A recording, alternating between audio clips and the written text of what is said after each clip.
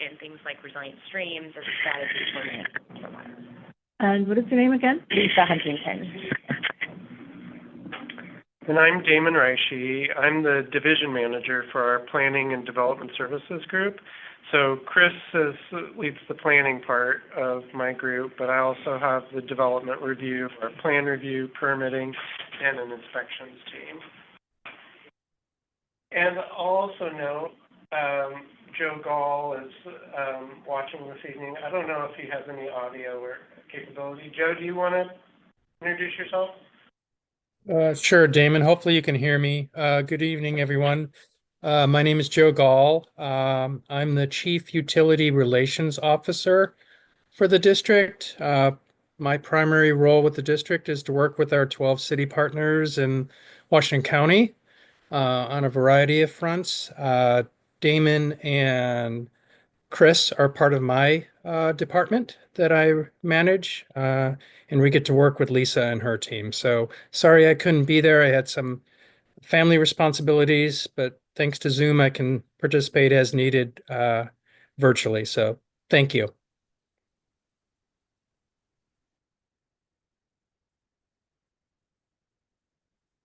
The slide guy just left, so. The city attorney just walked in. Oh. I hear better when I. No, absolutely.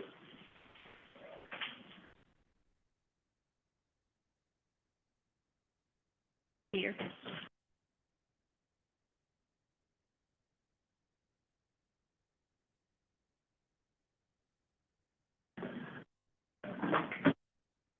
I hope this isn't building up some sort of artificial anticipation of how amazing this presentation is.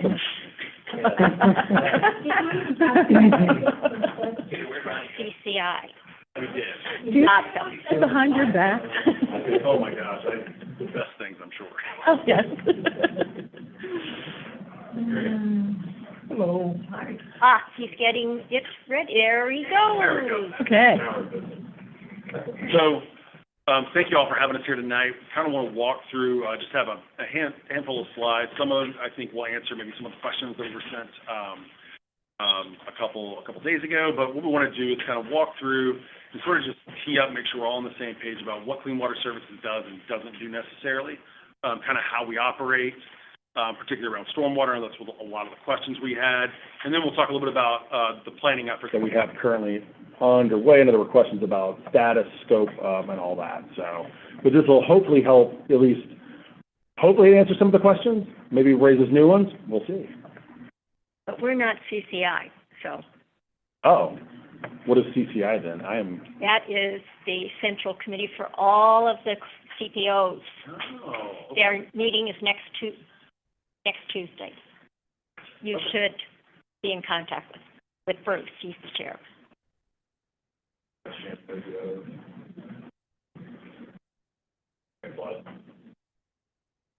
So kind of talked through the agenda already. Next slide.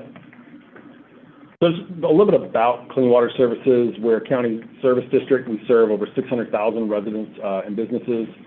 We have 12 cities within our jurisdiction, as well as Washington County's urbanized, unincorporated area. We work closely with Washington County. We actually share a board, but we're two separate entities. And our focus is water resource management, which is our resource recovery and treatment. Those are our sanitary treatment facilities, stormwater management, and river flow management. So that's kind of the big items that we do. This is our area. Notice that the gray area is our service district. Green area is Tualatin Watershed. The dashed outline is all of Washington County. So when you look at all of Washington County, there's only a pretty concentrated area that our services actually impact. So next slide. Do you want to wait to the end to ask questions, or if we have a question, how do you want to do this? You can ask questions as we go. I prefer the conversation more than I do feel like I'm trying to lecture. So I'm a terrible professor. Well, the question on the last slide was, you say you have all these responsibilities. Under what guidelines did you come together In other words, what causes you to have all these responsibilities? Is it a state law? Is it metro? How does it all get put together?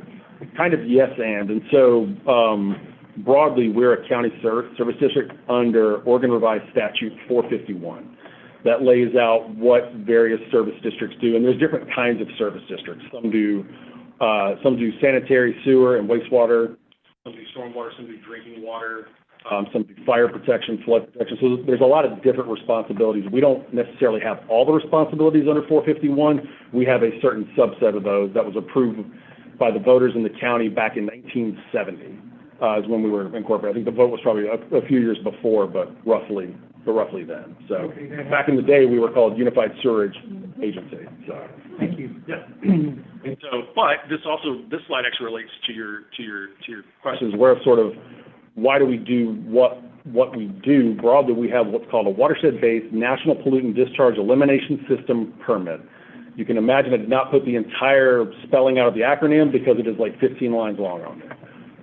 But that permit is really what drives a lot of what we do. It focuses on water quality, and water quality from our treatment facilities and water quality from our municipal separate storm sewer system, MS4, which is our stormwater component. We're one of very few utilities in the country that have this kind of a permit. What it allows us to do is be a little more innovative, allows us to be really flexible. For instance, on the treatment facility side, we have temperature standards. But on our stormwater side, we are able to plant trees, plant plants, and provide shade credit, so we can sort of trade that back and forth. It allows us to do that rather than buying a much more expensive system to actually cool the water as it's coming out of our facilities. So, next slide. So digging into, this is again, I think a lot of what a lot of folks' questions are, the stormwater side of our permit has a lot of different elements to it. We have what's called a stormwater management plan, and it lays out how we will implement our stormwater program, and it actually outlines a lot of those pieces and components and elements and programs that can go in to make up our broad stormwater program. Focuses on best management practices, again, all this being based around water quality protection. It requires that we have resources to implement the program, and it requires us to actually have authority to implement the program. And so through that permit, we have the authority, and we work with our 8 cities. Now, remember I said we have 12 cities in our jurisdiction. We have 4 cities that are not a part of the MS4. You can think of the MS4 generally ends where the UGB ends.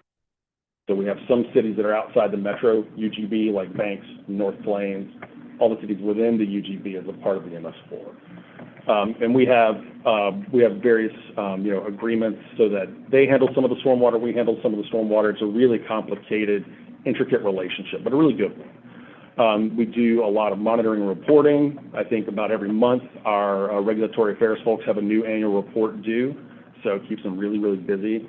But again, because of the relationship we have with all of our cities as well as the county, we have a lot of opportunity to do some interesting things.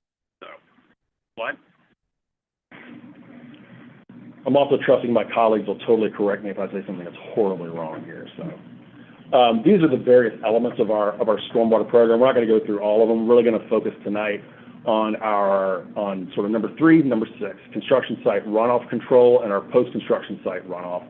Those are the 2 elements that when we say stormwater, I think most folks think of, right? Those are the 2 pieces of this program. If you say stormwater, this is probably what most folks kind of have in mind. But wanted to show the other ones that, again, we do a lot of other elements to this. So it's a really big program.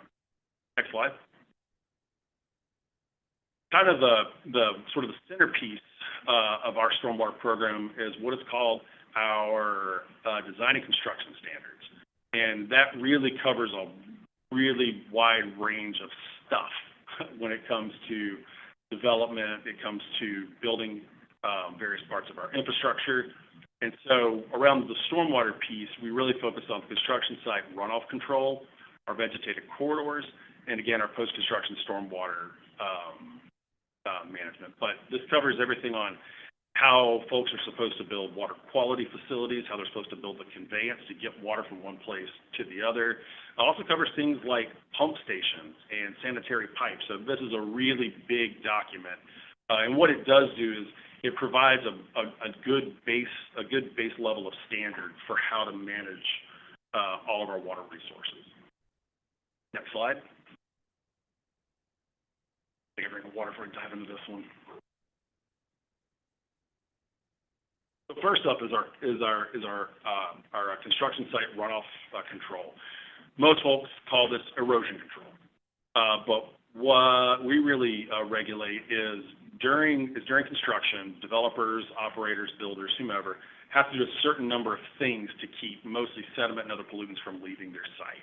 And so, you can look up here kind of at the photos. We have one photo of silt fence that's working really well. We have another photo of silt fencing that's not working very well, and you can probably tell the difference between those, right?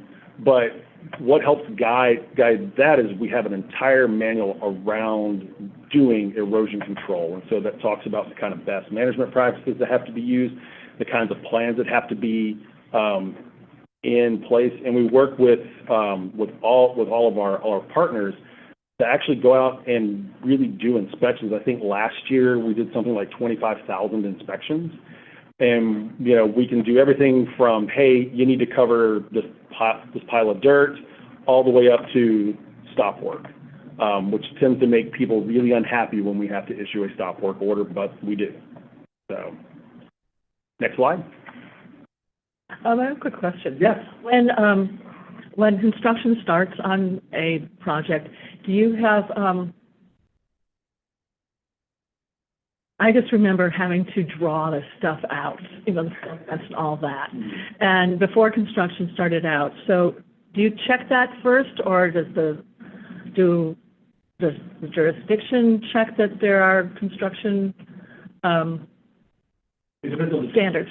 Yeah. Okay. Yeah, it depends on the jurisdiction. For some jurisdictions, we do that kind of inspection. Other jurisdictions, they handle. But somebody goes out at the beginning of construction to check and make sure everything is in place, and especially before the rainy season starts, so October 1st-ish. To make sure, because that's really when things get interesting, I shall say. Damon, is that basically? Yeah. This changes who maybe reviews plans and does inspections based on the jurisdiction, but for the entire urban area, there are plans required. They get reviewed, and then they're inspected, and the site's inspected to make sure it's consistent. Yeah. For the areas that are going to come in, whether it's River Terrace 2 or South Hillsborough when it was going, or our urban area, are those rules in place? Those rules Even are though they're maybe not yet in the city? Those rules are in place. Who's looking at it is different for each of those examples. So Hillsborough operates the local program. So for South Hillsborough, they'd be looking at it. River Terrace was Tigard. And for King City expansion, because we do the local program for King City, we would be looking at it. Good question.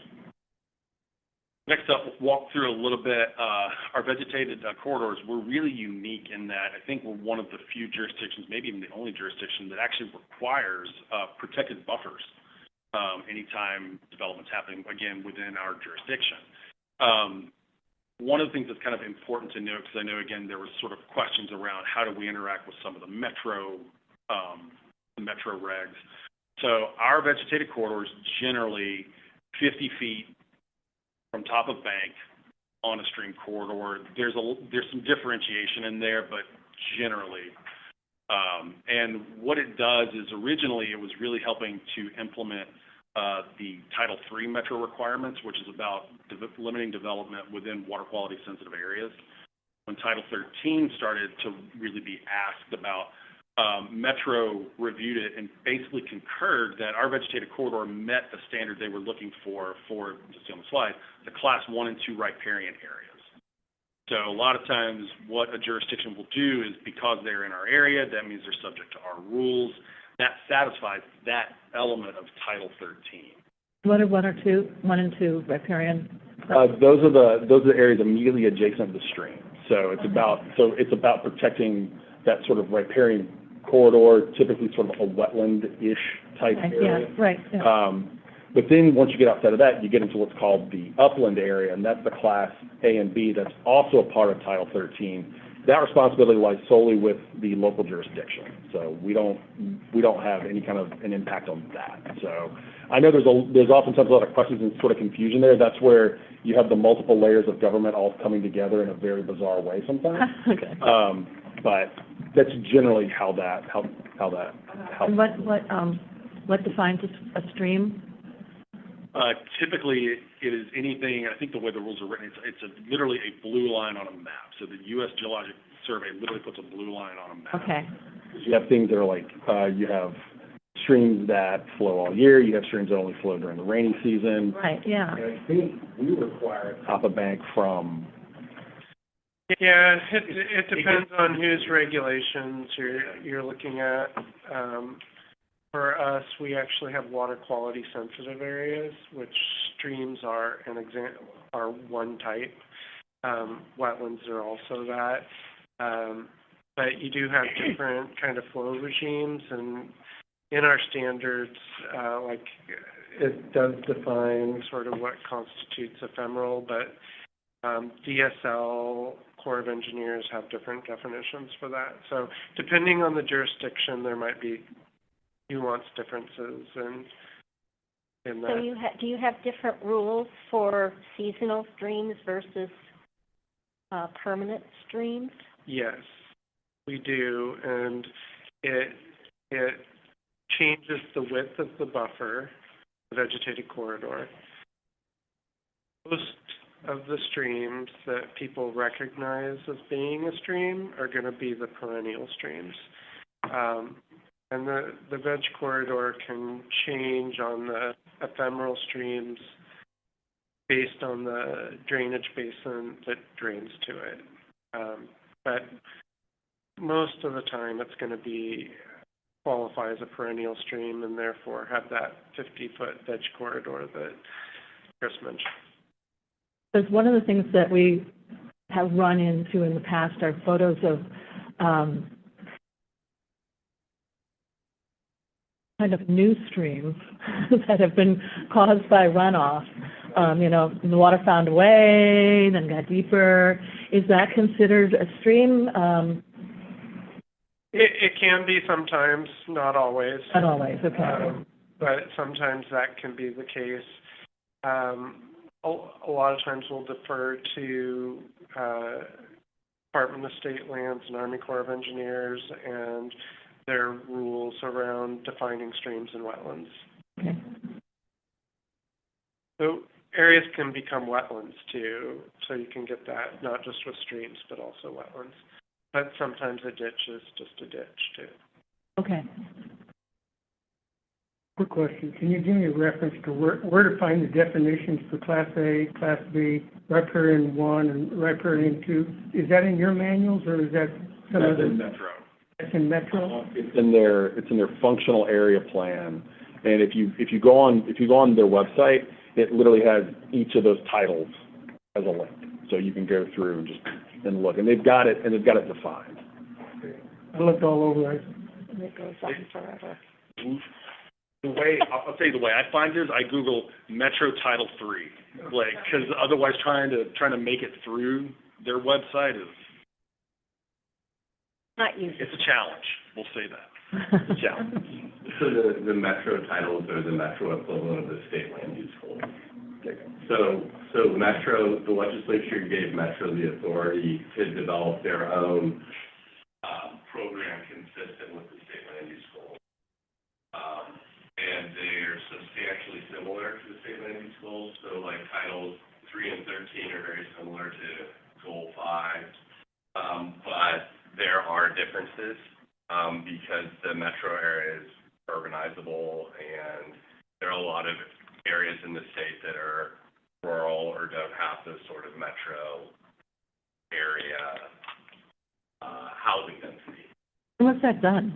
When was that granted? Boy, I'm guessing, but I think a lot of that happened during the 90s. Oh, okay. Yeah, I think the Title III stuff was end of the 90s. I think Title 13 is more recent, though. Right. Yeah, that sounds right. And there's been some back and forth about upland habitat and what's allowed to for there, and yeah, but and then recently the LCD staff have taken the position that it's the metro titles and the state goals are applicable to. Oh, Thank you. It's always changing. Next slide. We're going to play catch up here in a minute. You answered most of this already. So one of the other things, too, and this kind of gets back to like some of the questions about, you know, who's responsible for what, kind of the complexity, right? So these are some of the, I'm sure I've left one or two off of here, that are agencies involved in either issuing natural resource or permits affecting natural resources or commenting on it. So at the federal level, for things like wetlands, the U.S. Army Corps of Engineers, but NMFS, National Marine Fisheries Service, provides comment on those. So they have a role to play even though they're not necessarily issuing the permit. At the state level, Oregon State Department of Lands, DEQ, and ODFW, Oregon Department of Fish and Wildlife, they also comment on those permits, right, even though they may not directly issue that permit. Then at the local level, again, it depends on where you are. Out in the urban and unincorporated areas, that's Washington County, and then the cities handle their own. And then, of course, we're also involved because of the vegetative corridor requirements. So a lot of layers to this, and they don't always get along. You don't get involved with the forestry division in the state, i.e. in your, Usually not, because there's not a lot of forestry land within the urban growth boundary. 20 years ago, there was still a little bit of it, and if they were managing that land as forest land, then those rules would apply. Most of the time when that comes up is if you're, you can do certain things under forestry permits that if your intent is to clear for development, then you can't use that. That's where I've interfaced with it most of the time, but for the most part, no. okay. Next slide. This kind of gets into, again, Damon's description earlier. So for sort of what qualifies as a sensitive area of vegetated corridor, if you want to know more about it, our design and construction standards in Chapter 3 lay out what all buffers apply where, that sort of thing. Again, just trying to give sort of an overview tonight. But things that qualify as water quality sensitive areas, existing creative wetlands, rivers and streams, springs, natural lakes, ponds, and then our vegetated corridor, sort of asking how does that apply to streams? Corridor adjacent a sensitive area. So that could, a corridor that's adjacent a wetland, stream, that sort of thing. And it helps provide quite a bit of, water quality function, right? It provides some of that water quality protection. It may also provide some hydromodification protection by helping to sort of slow down the water. There's a nice planted buffer along the side. Next slide. Just sort of generally around the requirements, it's triggered by development. So all development has to go in and address vegetated corridor. Non-wetland areas must be delineated by trained environmental consultants. The way we sort of prioritize is avoid it if you can, minimize it if you must encroach, and then you must mitigate that encroachment, right? So, you again sort of increase requirements. So the more you encroach, the more you impact it, the stiffer the requirements to mitigate for that are. But all vegetated corridor must be enhanced. So if it's in degraded condition, developer has to bring that back up to good condition. And there's a lot of definition and description in our design and construction standards about how to do that. in the riparian corridor, there isn't any building allowed, only allowed to be planted, right? You can encroach, but only there's certain definitions. I apologize, I am not our expert. Our expert, she got out of this one.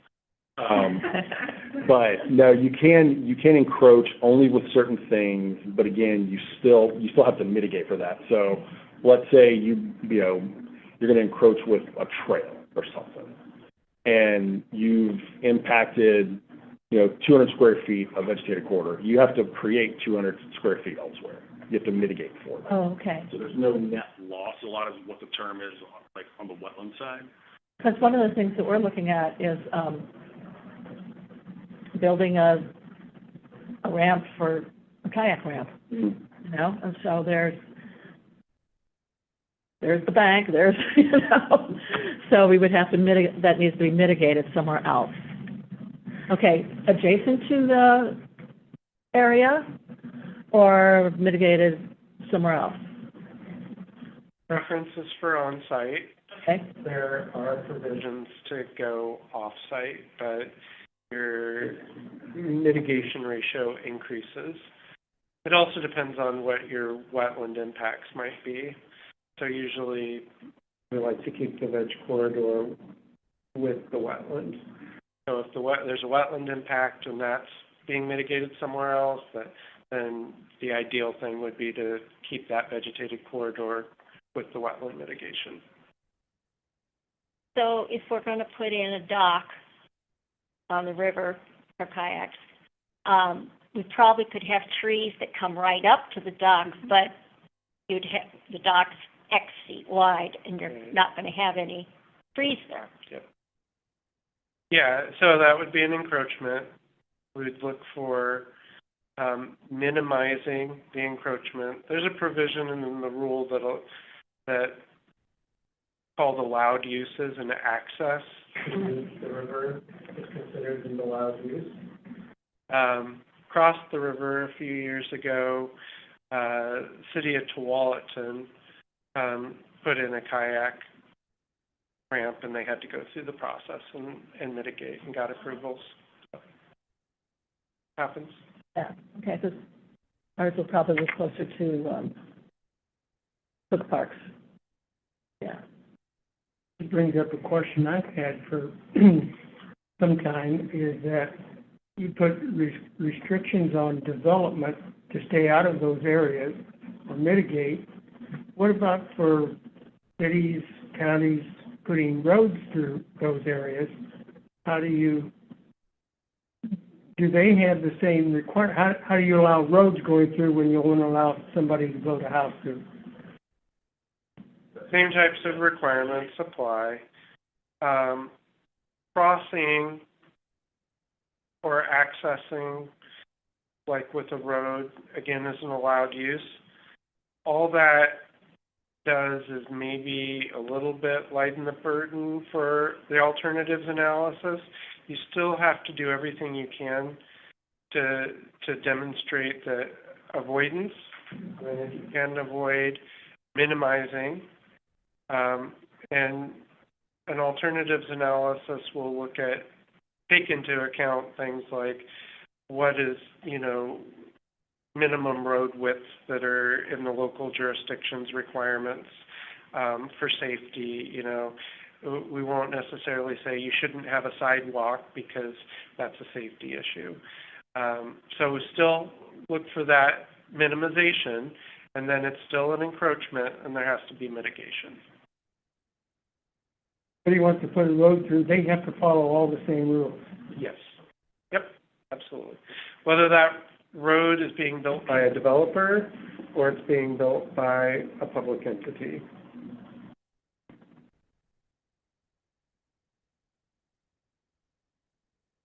Next slide. We're very close to the end, I promise.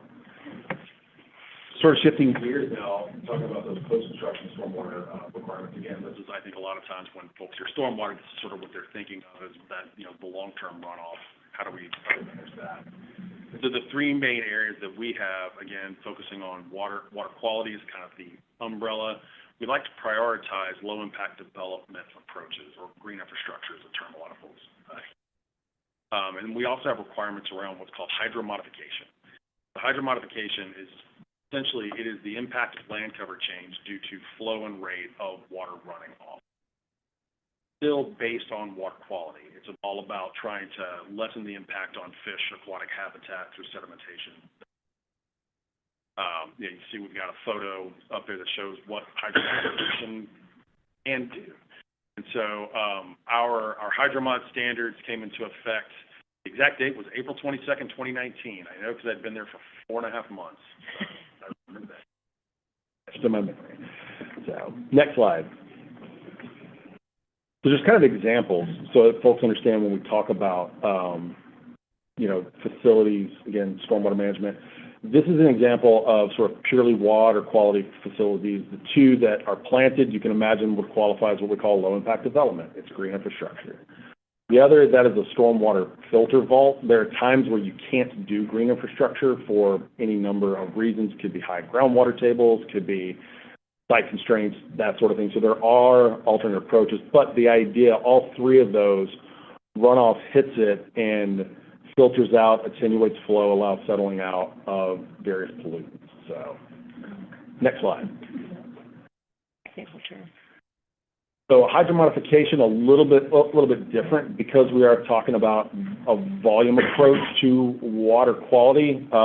We see ponds, right? And so this is the two kind of on my right, on everyone's right. So I want to make sure I've got that correct. Those are ponds, but those are ponds that were built to look a little more like a natural feature. So this is an area where stormwater management and sort of aesthetics can kind of commingle. If you've been through River Terrace, they have really large hydromodification facilities that look like natural features or natural fish features. These also do provide some water quality benefit as well. And then the swale against the road on the far left. Traditionally, we would think of that as water quality, but also allows infiltration. And so that also helps with that sort of volume and flow control. And again, we're seeing more and more and more of those built. Can you explain again hydromodification? How is it different? How is it different from the water soaking through, coming out at the right temperature without stuff in it? Sure. So imagine the table here, right? Uh-huh. If I were to cover it in thick paper towels and I poured water, paper towels soak it up, right? Yeah. A little bit runs off, but it's fine. I take away that and I cover it with this impervious surface here. So imagine this is like a parking lot. I pour the water on it. What happens? Water just runs right off, right? That's kind of the beginnings of hydromodification. Because you end up increasing the flow and the rate because of the change of the land surface, it starts to negatively impact streams, right? So you can property loss, that sort of thing. So that was the picture earlier. Maybe at one time that was just a ditch, or maybe it was a little bit of a depression in someone's yard or along a road. But as water goes through it, it keeps moving that sediment, and it moves faster and faster and faster because it's running off. There's nothing to slow it down. So when we use facilities such as this, we can either detain that water and let it out much more slowly at a more natural rate, as if there was an impervious surface, or that facility, again, on the far left, it just sort of infiltrates, right? So you're taking at least a certain amount of volume out. It's still going to run off, but not as fast, right? Okay. Yeah, no, they look like they've gotten bigger since I practiced.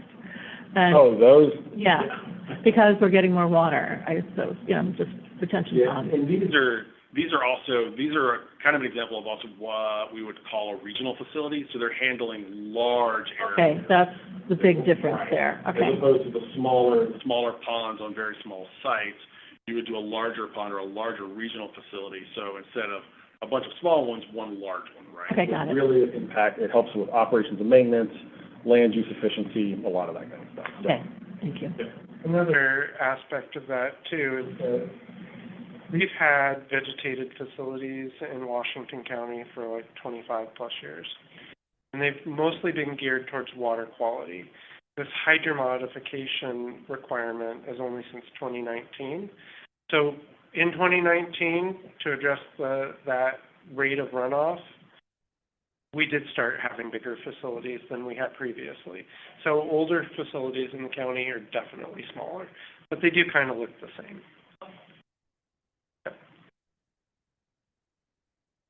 Next slide.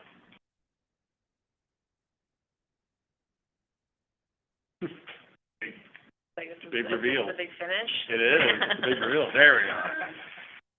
And so kind of a final, approach that sort of brings a lot of this together. This is what we call a resilient stream corridors approach, and this is actually what, Lisa's group focuses on a lot. But the idea is trying to manage stormwater through a more natural system. So it's restoring streams, restoring floodplain as best you can, restoring wetland. I think this is in North Bethany, right? Yeah. Yeah. Sort of cuts through, right? And so this allows really large areas to handle a lot of stormwater. And so, I don't really know what much else to say. I don't know, Lisa, if you want to. So I think a way to think about this is the traditional way to address hydro modification is to build a pond, hold water to replicate the natural runoff. With the resilient stream corridor, you're trying to change the geometry of a stream channel so that it can better withstand the change in flow that it will receive. So you want to have more room for those floodwaters to spread out in the riverine corridor as opposed to trying to hold the water in the upland. And usually you're going to see this in a combination. You still want to have your water quality facilities. You might still need to do some flow control on site, but the idea is that you're kind of trying to work with your receiving water body as a way to help manage stormwater. That sounds like an excellent way to solve a problem that King City has down by the park with the stream that's eroding. I've got some diagrams I'm going to pass out after a while to see what we can do about that. Yeah.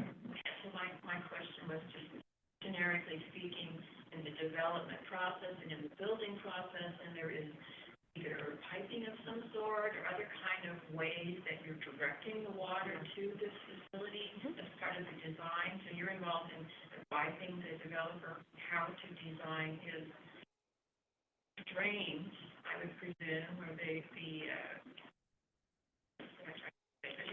moving water from the development into this facility, right?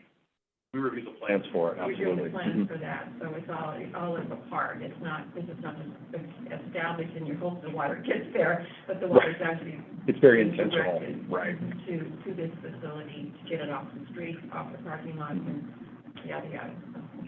Yeah, and I will say these are beautiful facilities. They can also be a challenge because we have to have the ability to have property access. You begin to involve particularly other regulatory agencies. We were sort of looking back at some of those resource agencies, right? Like National Marine Fisheries. What kind of an impact does this have? And so, there's a lot that goes into this, but they are pretty. Are they accessible by the public, like little kids who want to find frogs? Bear Creek, yes. Okay. The other thing I'll say about this is it's a new strategy for managing stormwater. And so we don't have, our design and construction standards don't say this is how you design a resilient stream corridor to manage it. Okay, so we've done a few pilot projects, but right now we're really trying to look at these on a sub-basin by sub-basin level, trying to test the methodology to make sure it's going to work. And, perhaps in future annuals we'll have a little more guidance. But right now, this would be considered part of an alternative approach for managing stormwater. Yep, that's absolutely right. One of the issues that this area has, and it's actually still occurring in current King City, is the fact that stormwater retention was not designed properly in the 70s, 80s, and 90s in all the developments that are along the hill, and surprisingly, water goes downhill. And, my house started to have flooding issues when you guys widened the bend back in the early 90s. That was the county, not. No. It wasn't handled properly. I remember that now. Oh. Yes. I was down in Bradley Woods at the time.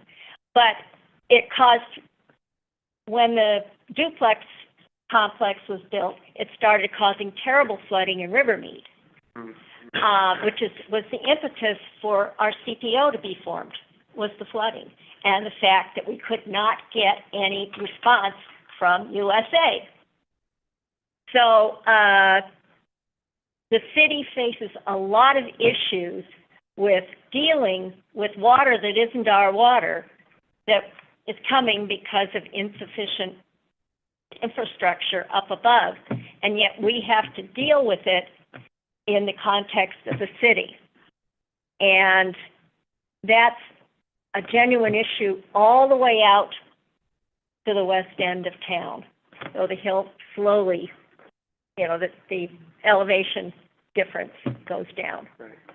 So that's a big issue that we're facing everywhere. And in some respects, we're PO'd at the county and Tigard, et cetera, because they've dumped their problem. And it hurt the farmers who were doing the land previously. Their fields would be flooded. So it's a genuine issue that makes anything tough down here. So is there a plan for our area, our UGB, or is it, I never could quite figure out water law, that when, I remembered something about when you have a piece of property, you have to make sure the water does not leave that piece of property, right? Okay. So, because I see a lot of people going, it is dumb. So kind of what's the plan? Let's skip ahead. Okay. Actually, let's blow through these two, because I actually do have an answer for that. Okay. Just real quick, just so folks can understand permitting process, sort of where we fit in. Applicants come in, we can review and issue what's called a service provider letter and make sure their sanitary sewer service, they're going to address their veg corridors, stormwater management, all that. Once they have that, they can go to the city or county, get their land use development permit, and then they enter in, come back to us, so we can do review of their actual plans for storm and sanitary sewer. And once they've met all of our requirements, we've probably gone back and forth a few times, we issue a Clean Water Service Site Development Permit. So that's a very broad, I don't know, Damon, if there's other nuance in there, but I think generally. It's sort of a combination of sanitary sewer permit, stormwater connection permit, erosion control, construction site erosion control permit, and also the vegetated corridor requirements. Next slide. I don't remember, did you do that inspection? We do in King City, yes. Sections. Water service sections. So before we, kind of one of the last slides before we start answering the question you asked, kind of generally how our facility is built. I know there's always questions of sort of how do we end up with a facility, be it a low impact development, hydromod pond, that sort of thing. So, all development is responsible for its own runoff. So anytime a developer comes in, someone wants to propose any kind of a development, they're responsible for managing their stormwater runoff. Sometimes there could be regional facilities available, so maybe they can defer and pay into that facility, but they still have to have an approach to manage all of their stormwater per our regulations. Most developers follow what we call our base strategy. That's just the design and construction standards as they are written, which are still more protective than we've had in the past.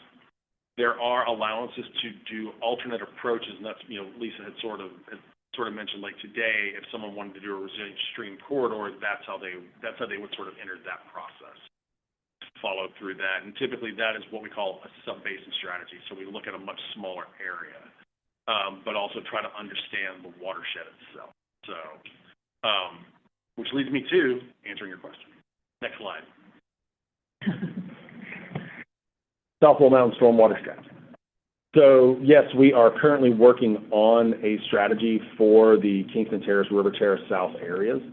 There we go. My screen went black. I was like, oh no. The idea when we started this was to try to apply a more regional lens. Yep, as you pointed out, water doesn't respect political boundaries, right? Water moves where water's gonna move. And so the idea was, how do we take a more regional approach to that? It was us sort of approaching this and continuing to do a sort of a high-level analysis through looking at what are the different potential approaches and, interventions to handle the stormwater runoff. The idea is if we take a combination of things, maybe we do, swales, we do resilient streams, we do enhancement, we do regional facilities, what combination of that gives us a better outcome? We also, through this, we're trying to identify some potential retrofit opportunities, recognizing that those developments that went in decades ago are still having an impact. Are there opportunities to maybe attenuate, mitigate some of that? And then the other sort of key pieces, providing recommendations to how do we get from a strategy to something on the ground, and so the sort of implementation steps. Next slide. And so we're currently finishing up the technical work. We're starting to draft the plan sections. The plan has been delayed. We had some staffing issues over on the consultant side. They lost a lot of their engineers and modelers, and that kind of makes it hard to get analysis done. We also managed to run out of budget towards the end of last year. But we found additional budget. We're going to finish it. Right now, we're on track to complete by June of 2025, and we're planning a final open house to sort of show the draft of sort of everything to the public, probably sometime in May, not Memorial Day, I promise. What are you looking at there? You are looking at a facility over in River Terrace 1. Oh. So that is a hydromod facility adjacent a playground in a park. So they managed to take part of that facility and make it an amenity. So it's a really neat shot, I thought, actually. Yeah. It took me a minute though. At first I was like, man, I hope that's not like a bunch of trash And debris. I was like, oh, no, wait, that's how the facility's supposed to look. We're good. I can share that photo. North of Elsner, if you go to Elsner and look north, see the hill and you'll see that park. Oh, Okay. We put a park on top of water reservoir. I'm sorry, is it June for the draft or June for the final? Final. Final, okay. Will we have access to the presentation that you're giving, the slides? Got him. Yeah. Got them? Good. Okay, thank you. Next slide. And so this is kind of the big, broad map of the alternative that we selected to sort of dive a little deeper into that, and that's an analysis that we're sort of finishing up now.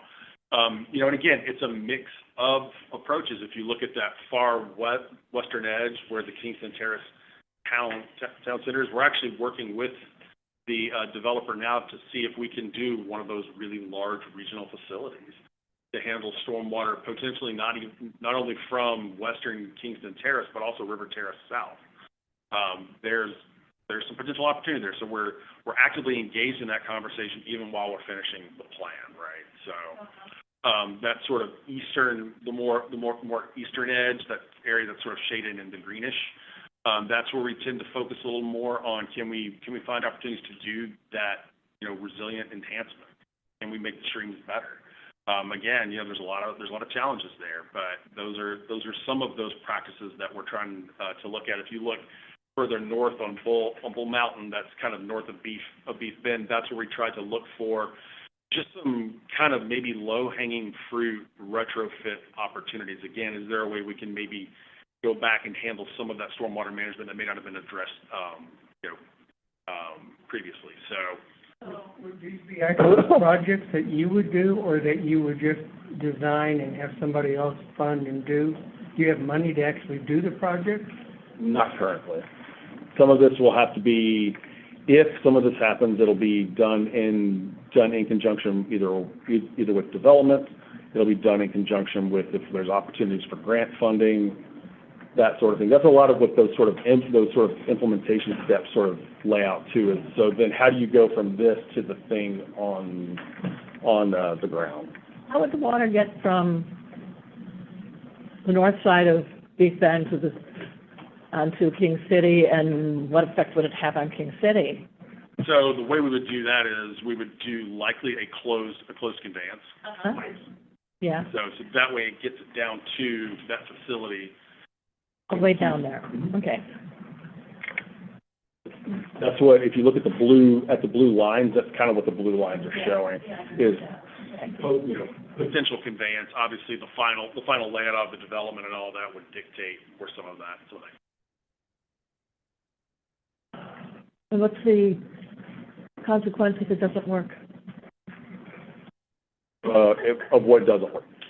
The experimental water facility that you're building down there.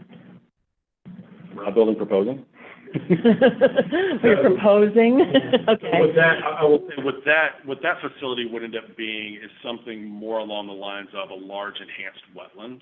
Okay. So it's less experimental, is what I would say.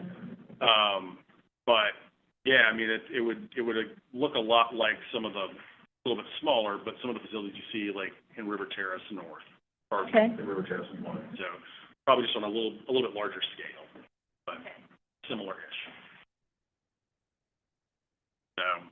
As we're sort of, finishing this strategy up, we are talking to the city about, how can we look at ways to maybe adopt some of this more formally? How can we sort of take some of those next steps? What are the parts and pieces that need to be in place, though? So We do have quite a bit of wetland down there already. I've got a suggestion for a project. you have money. I don't have money. But I love suggestions. Pass these down. This is for the benefit of, Thank you very much. there's more than one there. Oh, okay, Yeah. got it? This Okay. is for the benefit Good to of go. everybody to kind of follow along. If you haven't been down to the park and seen the erosion down there, you're probably familiar with the erosion down there, I would assume. The first slide is just to orient you, to show where these red lines are streams that are currently flowing north to south from Beef Bend Road. The one that's down by the park is the one on the right, and it's got a huge erosion problem down there. So now go to your second page.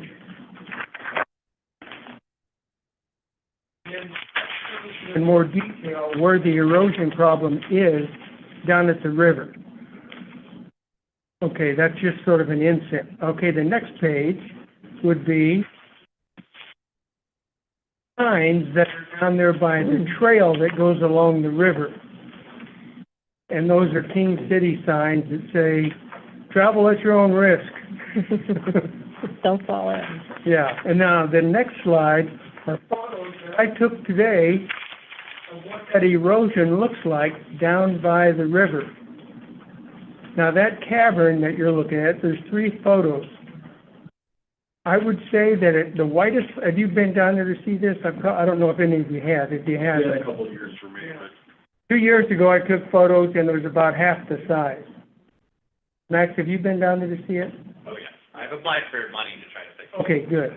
So I'm trying to bring everybody else, Right track, yep. trying to bring everybody else up to speed here on Thank you. the next. You can paddle the canoe in circles in the winter when you have much water. Yeah. Oh, really? And How big canoe? it's about 30 to 50 feet wide at Wow. its widest. It's probably 15 to 20 feet deep. And that middle, I thought I know this. the middle shows trees falling in it, and the one on the right shows the erosion of the cliff. So this is the cavern. These are the trees falling in, and the third one on the right shows the bank. How high And- is that bank? That's high. That's not the width. The height Yeah, is but the height is maybe probably 8 feet? 15 feet, Wow. or to 25 feet at the highest. So it's a cavern, and it's continuous and it's ongoing. And the stream that flows into it goes past a wetlands area that looks like it could be a nice project for a hydro, for your, That wetland was created when your area was being developed to slow down the river, the water coming down the hill. but it doesn't, but That wetland is considered a clean water services tract. Yeah, so, But I'm just saying that was put in to slow it down. but the problem is the stream bypasses it. Oh, okay. The stream goes by it, and it doesn't necessarily, There are two streams. yeah. So it, that's, But I love suggestions. the other, That land is owned by the city? the other thing shown on the very first page, the second red shows a severe erosion area. That's the circle here on the red line, about halfway down. It's in the Rivermead area. I haven't been over there and actually seen it, but it's been described to me as that is in need of Yeah, I think urgent fix. Mike Myers took us, That's the one I was talking about earlier that was created when the duplex unit was, So there's two that I'm aware of. So I want to bring them up and say, jump all over it. low-hanging fruit. Wow. So the second one, That area is on private property, is that yes. correct? How do you, is that Mike Myers' property? No, that's in, I think it's in Rivermead, but I don't know whose property it is. It's both Rivermead and to the west. and the stream leads to the banks. Okay, because they took us on a tour of erosion. Yeah. What happened to us? I hope that's helpful to at least see what's going on down there, because it's getting bigger every year.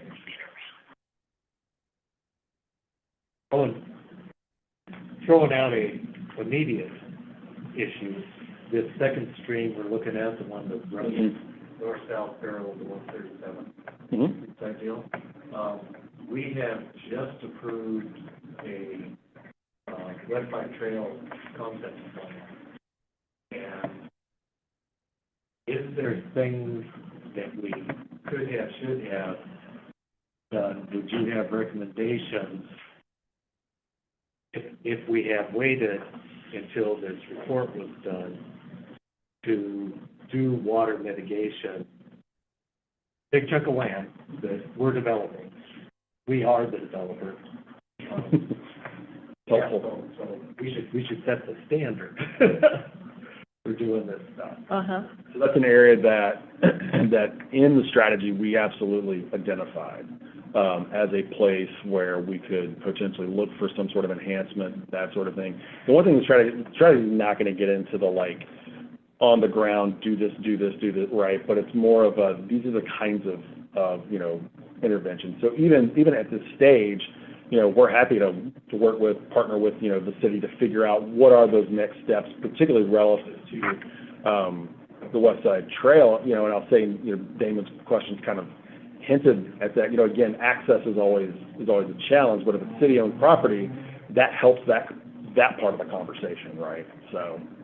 We can absolutely talk more, kind of dig in there. Is that now a thing where we wait for your study, or we talk now, or how does that work? Yeah. One of the biggest challenges of the property, is that it's under the electric lines, and you can't put trees there. So you can't keep your water, And it's, if you look at the concept, the Clean Water Services conveyance is in the concept, and the wetlands that are there, we would use as mitigation wetlands to try to create those kind of natural stormwater catch basins, because there are a number of wetlands already located on site, so. We'd be enhancing them? Yeah. And especially the one up in the north, and then there's a big one in the middle, but nothing in the concept precludes any kind of stormwater. I don't know how Clean Water Services does, but this east-west is a natural ravine, and I think you normally want to go into the natural ravine. So we would slow it down. We would want to slow that down for sure. Yeah, the top of Carla Banks' property. It's Okay. original. I don't know that it may not have been the original water course. But it would be regulated by the state. So with the city-owned park, there could be immediate opportunities for us you know, depending on funding, to partner with Clean Water Services because we actually control the land and have access to the land. We don't own any of the land or have any right-of-way rights to the land adjacent to 137. And in fact, their attorney has not indicated willingness to negotiate with us. So there are a bunch of predicate steps that would need to happen before any project could be realized. Because again, access is, if we own the land, we can partner and provide access. If we don't own the land, then there's very little we can do without that control. Mr. Carroll mentioned it is more complicated because it is currently under power. Right, but the concept plan always, the But concept plan included adding natural vegetation and all these things, that's in the plan itself. So that was the Right. idea of the future. Because it's would already be- here, so Yeah, it's happening. yes, I mean, you don't need trees to add vegetation that's helpful to encouraging the whole use of the water. Mhm. Yeah, so that's the tree. What is the boundary from the power lines? Could we put trees along the furthest edge from the, Well, you have to account for right-of-way and road width. And, No. Yeah. I've done a lot of work with Bonneville Power. okay, well, You cannot put trees in there right away. no, I don't know how, it would have to be so far west that it's not feasible. Their right-of-way matches the right-of-way of 137. Yeah. oh, okay. I didn't realize it was that. So for the sake of time, does anyone have any final quick questions for CWS? So to do it quickly, sake of time, and it sounds like a lot of this is things that we, King City, should talk about, what we want to do, to work with you to get this done. You've answered the questions here, so that kind of takes care of mine. We have some work to do. Right, like in the event that I get a grant application, or say, lo and behold, I get money, the city would be coordinating very heavily with CWS as far as any kind of retrofitting, especially down to the already. This is why it's so important for council to approve almost every grant application that comes in, because because without money, Can't do anything, you yeah. can't do anything. I just have one kind of general question, and that was involving the river itself. So in your overview session, our section of the river, do you have already existing plans or future plans that you are working on to enhance or maintain the quality of the river in our section? There's a couple of ways we can answer that. Broadly, everything we do tries to address the quality of the river. So, from the smallest tributary down. In terms of specific plans for the river, the main stem itself, I don't know of any discrete plan we have for that. But when it comes to protection, one of the things we do have, things like the vegetated corridor, I think on the river itself is 150 feet? 25. Or is it 125. 120. Oh, I was Okay. like, what? I was like, wow. I just try to make us look good. So we also recognize the sensitivity of the river when we're trying to do rules and regs to try and provide that protection. So your background overview was metering plans, and you already know, okay, these plans have to kind of coordinate with our perspective of what we want to do with the river, and kind of make sure that we're all on the same page with that, maintaining and protecting and enhancing. That's one of the main things that me and my staff do is, you all have a comprehensive land use plan. We have our master plans. We have our planning process. We want to make sure that those things work together in a way that is protective of the river. Everybody, for anyone who's ever wondered, what are they doing to the river? We are all working together to maintain the quality of the river. I could quote you on Memorize that. And Clean Water Services was on the technical advisory committee for, when the city was drafting both its concept plan and final plan. So they've been in the loop. I didn't have a chance to talk about all the regional sanitary sewer planning we were doing. My colleagues were very upset about that, but they didn't show up tonight, that's correct. So, the thing I'm getting out of tonight is that you do the planning and come up with design for doing mitigation, but you don't actually do the mitigation, somebody else has to fund it and do it. Is that right? It depends. It's, again, it's one of those, there's a lot of layers of this. Sometimes developers do it, sometimes we are in a position to, but it depends, really comes down to resources. We've got the resources to put towards, so. All right, well, let's. I'm going to show these folks out, and you want to stand up? Thanks again. Good night. Thank you, thank you, thank Thank you. you, thank you. Bring the fire folks in.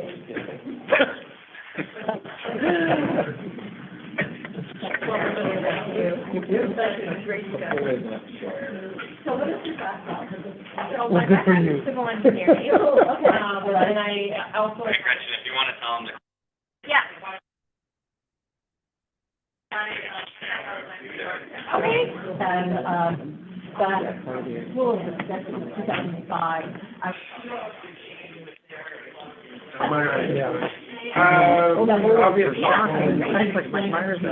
Yeah, yeah. That's what I work with. Yeah. Oh, my God, horrible. And then I took photos like 3 years ago. Those photos. Oh, for sure. I got schooled on that very early in my career. Doubled it. That one over. The person that's been measuring it. Yeah. Thank you very much. I don't know how many people were. This is kind of cool because we got to really ask questions. Yeah, I hope that you guys got some good information from that. It's pretty informative.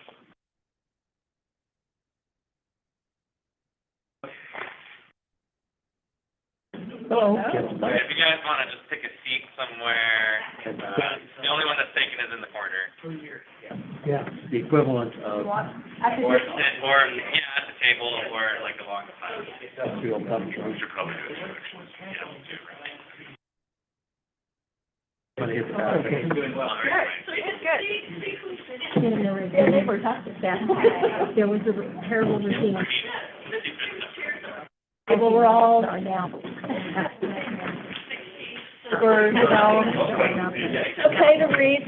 Someone's sitting in, Looks like someone's sitting in this one. Yeah, Gretchen is sitting here. That's the only one that's. yeah.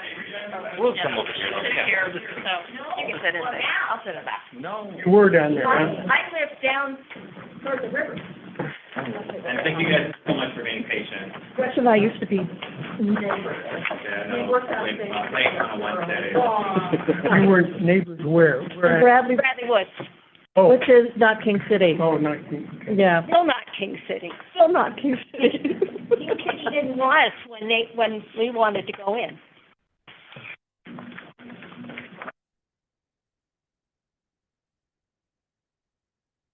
Well, welcome. Oh, we've lost a couple people taking bio breaks. Okay. There is an extra chair if somebody, okay. Thank you for being so patient. Yeah. We have a very fortunate tonight. So I'm addicted to like watching 9/11 and all the firehouses. So you guys didn't get a good one with like lattes. My favorite is the. I know, when I've done ride-alongs with the fire department, it wasn't very much like on TV. You get all our answers? We didn't get all our answers. No. I did one with the one on 104th, and there was a major car wreck that night. It was fascinating. I was They didn't have enough ambulance. Oh, Yeah. and they had got the things of life to get somebody out of a car. It was very, very interesting. Is it exciting life? Like they have on TV? Hopefully not. We're architects, so no. I think our Short answer. very exciting profession, frankly. Whole extra plan, Well, we're not very happy if the snow does fall, and the ice does fall, because that usually means a broken fire truck. Oh, that doesn't happen. yeah. Do we have one for me? Oh, Well, come sit in Lori's face. Or, yeah, here, you, the three of you can Yeah. share over there. okay, we'll share. We'll share it here. Okay, the reason you're here is we like to understand project before we get to the public hearing, and we will pose questions to let you know questions we're going to ask at the hearing so that you come prepared and aren't blindsided. So that's what tonight is all about. We'll do it around there. Sure, I'll put Lori over there, and then you can come sit over here.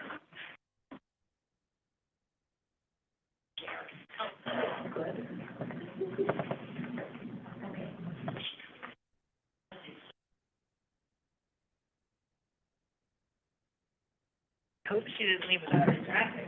Hey, you're definitely gonna want that. There's a line, you know.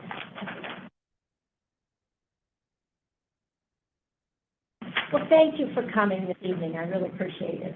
Well, we all appreciate it. We'll wait one more minute. We're waiting for Laurie. Well, I'm just going to ask a quick logistics question. Are you building on a different, like schools do, building on a different part of the land, and then? Yeah, so the idea is the first step is to put a temporary station where the landscape area with the trees are right now, because really the only spot on the site to put a fire station is where the current fire station is. So we have to have a temporary facility to move everybody into while we tear down the existing building and rebuild the new one. Yeah, so before we get into it too much, let's do a round of introductions again. Lori, start with you. Laurie Petrie, Gretchen Diener. Carol Bellows. Gary Mitchell. Still big Blair. Bob here. I'm Max Carter, I'm the designer. Chad Liggett. Aiden Katz, Southern Architects. Heidi Hicks, CBS&R, Director of Logistics. You're up to me, huh? I'm at the Logistics Service Center over in Tualatin. Okay. Erica Jankowski with the Mr. Architects. and I'll go on, and I'm the capital project coordinator. Peter Watts, I'm the city attorney. Brand Heating, Public Affairs, CBS&R. Good chief of government affairs. And once again, thank you guys all for coming, very much appreciate it. Okay, who's like, Yeah, so I can just give you a real brief, high level. So CBS&R has applied to the city to do a demolition and reconstruction of Station 35. So Station 35 is just down 99W. You go just past the half a mile, just past Fisher. It was built in the 80s, I think. That 70s, yeah. Relatively old. They've already done one seismic retrofit, but at this point, it's just too small and, yeah. All the growth in the area, obviously, that one station. So there's a couple of, there's the site plan application, and then along with that site plan application, TBF&R is just applying for a couple of code variances to better accommodate their configuration. first question I was going to say is, where are you guys going to be hanging out while it? Yeah.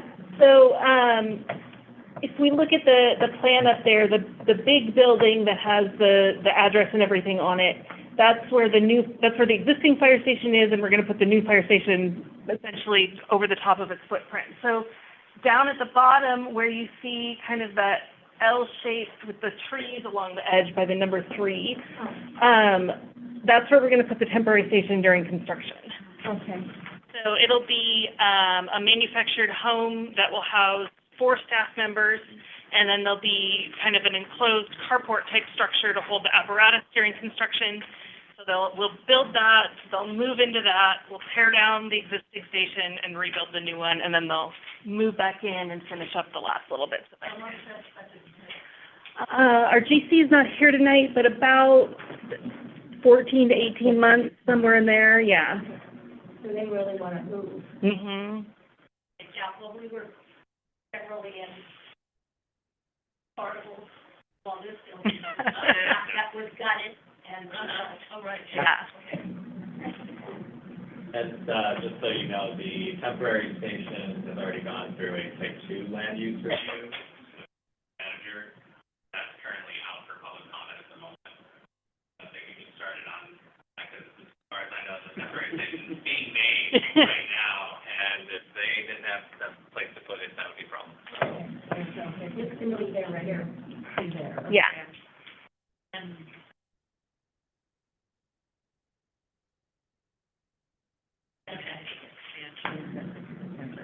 And where does the, carport go? So they'll both go right next to each other on that, so they'll kind of back up to where the cell phone towers are and be right next to each other. The manufactured home will be right next to the property line by the driveway for the new Habitat for Humanity houses. And then the little carport will go right next to it. We do have to build a temporary driveway, kind of almost in line with the existing one, but not quite, for the temporary station, but that'll all go away and get turned back into our stormwater control pond and landscaping when we're done. So the construction plan, actually, I see some of you do have the land use application. Sheet P9 shows basically the construction phasing with the temporary mobile homes. It's towards the end of that package. Oh, okay, Yeah. the end of the package.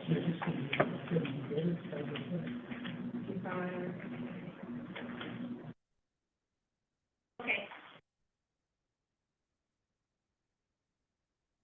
So where is, I'm sorry? Oh, temporary apparatus space. Yeah. Okay. And that is the building. Yeah. Thank you. Yeah.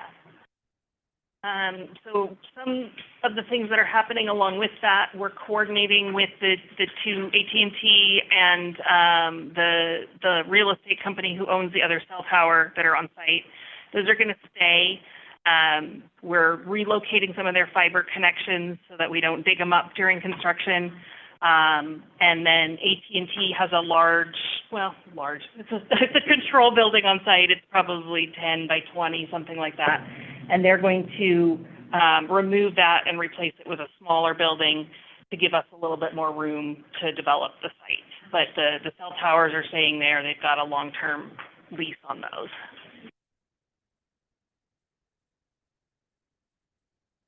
And then during construction, there will be a gravel driveway coming from the PGE property directly west of it, just to help with maintaining the primary access for the fire trucks and letting the construction people kind of circulate around the rest of the site because it is a very tight site. So, during construction only, they'll do access from the PGE property, and then once construction's over, that will close off and go back to the access off 99 and now I can't remember the name of the little frontage street there. Yeah. Part of the goal was ODOT no longer allows new fire signals on state highways. So we needed to maintain the current connection there with the fire signal because ODOT was not going to let us move that. So that is part of what drives us to put the new station over the top of the existing, but also the cell towers kind of get in the way of putting it somewhere else on site. And it's a narrow site in general. So after studying a number of things, the best solution was demolish the existing one, put the new one as close to the same footprint as we can. Obviously, it's a little bigger footprint because more staff, busier calls, and vehicles have just gotten bigger since the 70s. So it's a little bit bigger footprint, but otherwise the general site layout stays the same. Is the footprint the original, like there now, or the future? I believe that one is the new one. And I think there's a dashed line that shows the existing footprint. Oh, okay. That actually is bigger than So it's going to be a two-story station. I want to say the peak of the roof is at 38 feet. So it'll have, there's a picture on the front of the packet, so it will have a gable roof. And then we've got pull-through apparatus bays for 2 of the bays, and then we have 1 half bay that'll be back in for something like a battalion chief or a medic to back in there because they're a little bit smaller and a little bit more maneuverable. Service spaces on the first floor, and then the second floor is the living quarters for the personnel. Existing station, 2 levels? Kind of, I don't know the best way to describe that. In our case, so it's the living quarters are stacked, and then the apparatus bay is next to it, so it's like 2 stories plus a single-story apparatus bay. In our case, the entire first floor is apparatus and support, and the living quarters take up the entire footprint above it. Sounds so much easier. It is Kiwanis on land. Yeah. Yeah. And I can speak to, we're showing 5, there was a document up there, we're showing 5 variances that we'll be applying for as part of our land use application. Max actually informed us today that King City has eliminated its parking minimum requirement. Yeah. So number 4 in the diagram that we have here. I got some more copies. What page? We have some more copies of this one. Pass this around. Thank you. So number 4 no longer applies, but King City does not have a, what's the zoning for this site? Like a governmental or public safety zone. Different jurisdictions, all the different things, institutional, that kind of zone. So working with Max, we deferred to Washington County Community Development Code, where King City does not specifically outline their requirements. So where we've applied for variances for the WCCDC or the KCMC, King City Municipal Code, number 1 on the list is the setback. Currently, that's required to be 20 feet when neighboring a residential zone. We are increasing the setback from the existing 9.6 to about 10 feet from the property line. And as part of that, number 2 will be the height within that setback. That's currently limited to 20 feet. We are asking for a variance to allow us to increase that to 30 feet for our ease. And as part of that, also the encroachment into the buffer zone, number 3, typically that's reserved exclusively for landscaping. We will be within that 20 feet, but we'll be providing the same degree of landscaping to make sure that we are visually separated as much as possible from the neighboring residences to the north. Like I said, number 4, the parking cell count just no longer applies. And number 5, that's going to be right along Willis, almost at the Highway 99 access point. We're requesting a variance to allow for a digital reader board so that Tualatin Valley Fire and Rescue can display whatever information they feel the community needs to have. Yeah, burn notices. Okay. Max, do variances get do people around the construction get notified of all the variances? Don't know about these. Okay, so the height and all that, people will know that you're asking for a higher, okay. Those are, I believe, apartments directly north of us, and I want to say they're 3 stories. So it's not next to a single-family house where the contrast might be a bit more extreme. It's kind of a 3-story, and they're also on top of the hill. Mhm. So their grade is high up. It's Okay. like 20 feet higher than the building. Yeah. Because what I'm concerned about is that wall to wall. right.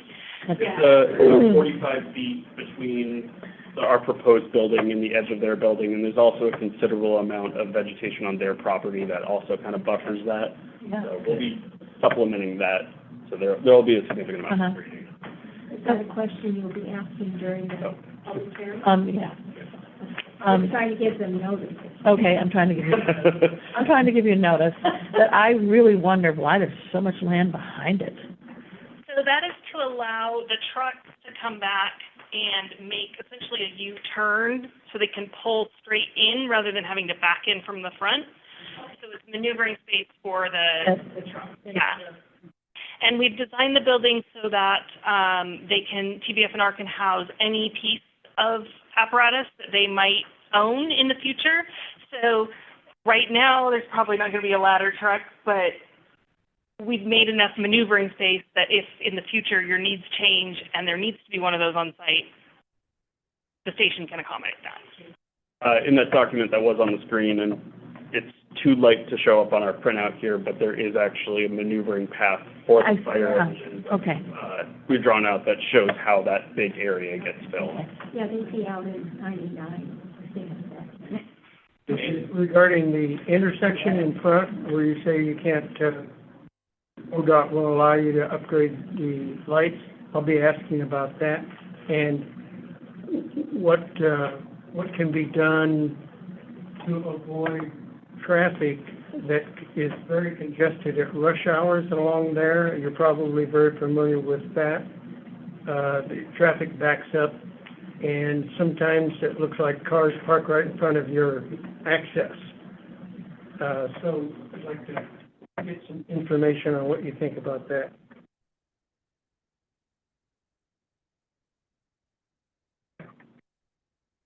I am also going to be asking you about how you're going to, if you're going to send out a mailing to the residents in King City, for example, because I'm already getting questions. Are we going to be safe while they're building a new station? And I think it's really important that a notice go out, not just in the city limits, but our entire area, in fact, the south side of Coal Mountain, that really isn't serviced by the 120 station. Maybe that could be something the city and TBF&R talks about when we release our next newsletter. But that is really important to me because, especially with the elderly and all of they're in our neighborhood almost every day, they're already scared. Yeah.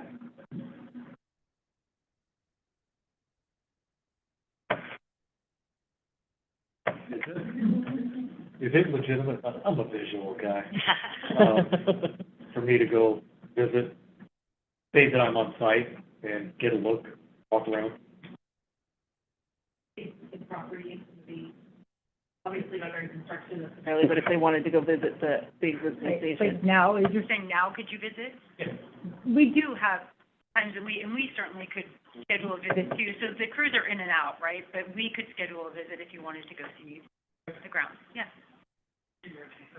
Oh, it's just a field trip.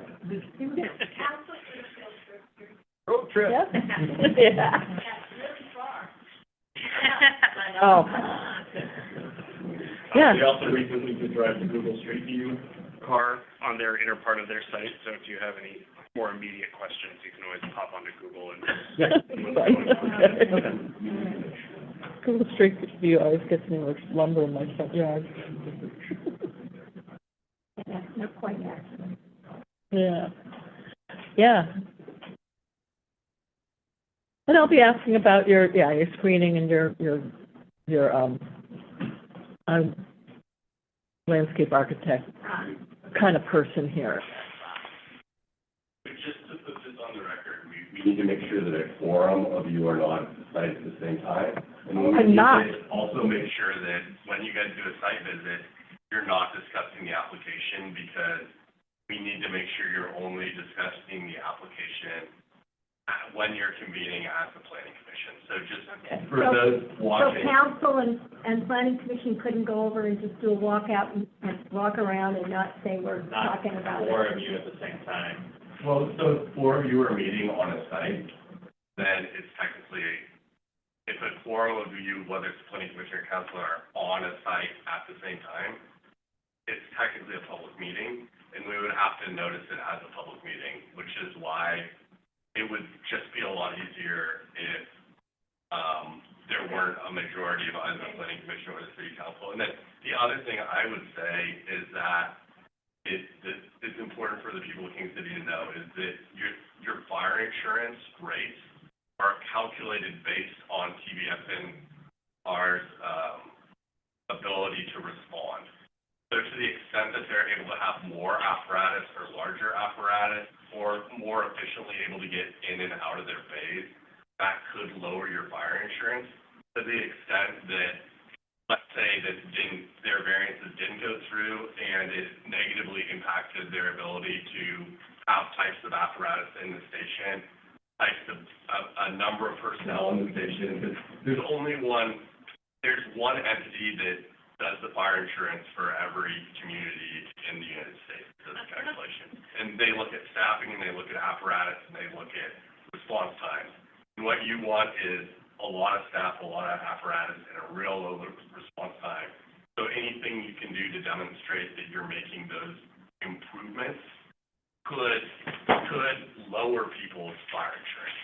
And anything that makes it more difficult or lessens the amount of apparatus that they can have on site or their response time could result in raising the fire insurance. So as we get that in context of public hearing on that information. I mean, they could certainly bring it to the hearing, part of their presentation. We got to get it in. You can ask a question, How does the station and response times affect the community or, So be prepared. That's part of why we're doing this. I would like to know also what your staffing levels are now versus what they would be when you're done with the project. Just to get an idea of what. And how that relates to, the growth, kind of the ratio portion, how that was arrived at. Just general information. Yeah. Because you're going to be going out to River Terrace and our new areas down at Roy Rogers, your station, right? Wow, that's a long way. A lot of people. Well, the next station is up on the top of the hill and Long corner, yeah. 124. There are plans for additional stations in the future as well that will help with some of that growth. So this station isn't the only plan for future growth, but we're expanding the capabilities of housing additional crews within each of our stations as we remodel them. But there are future plans for future stations, some where we've already purchased land in different areas. When do you think you'll be building the station down in the town center?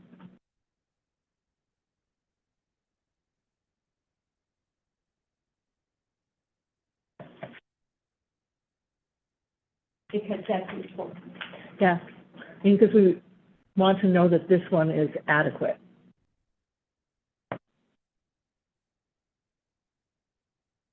Sorry, it is. But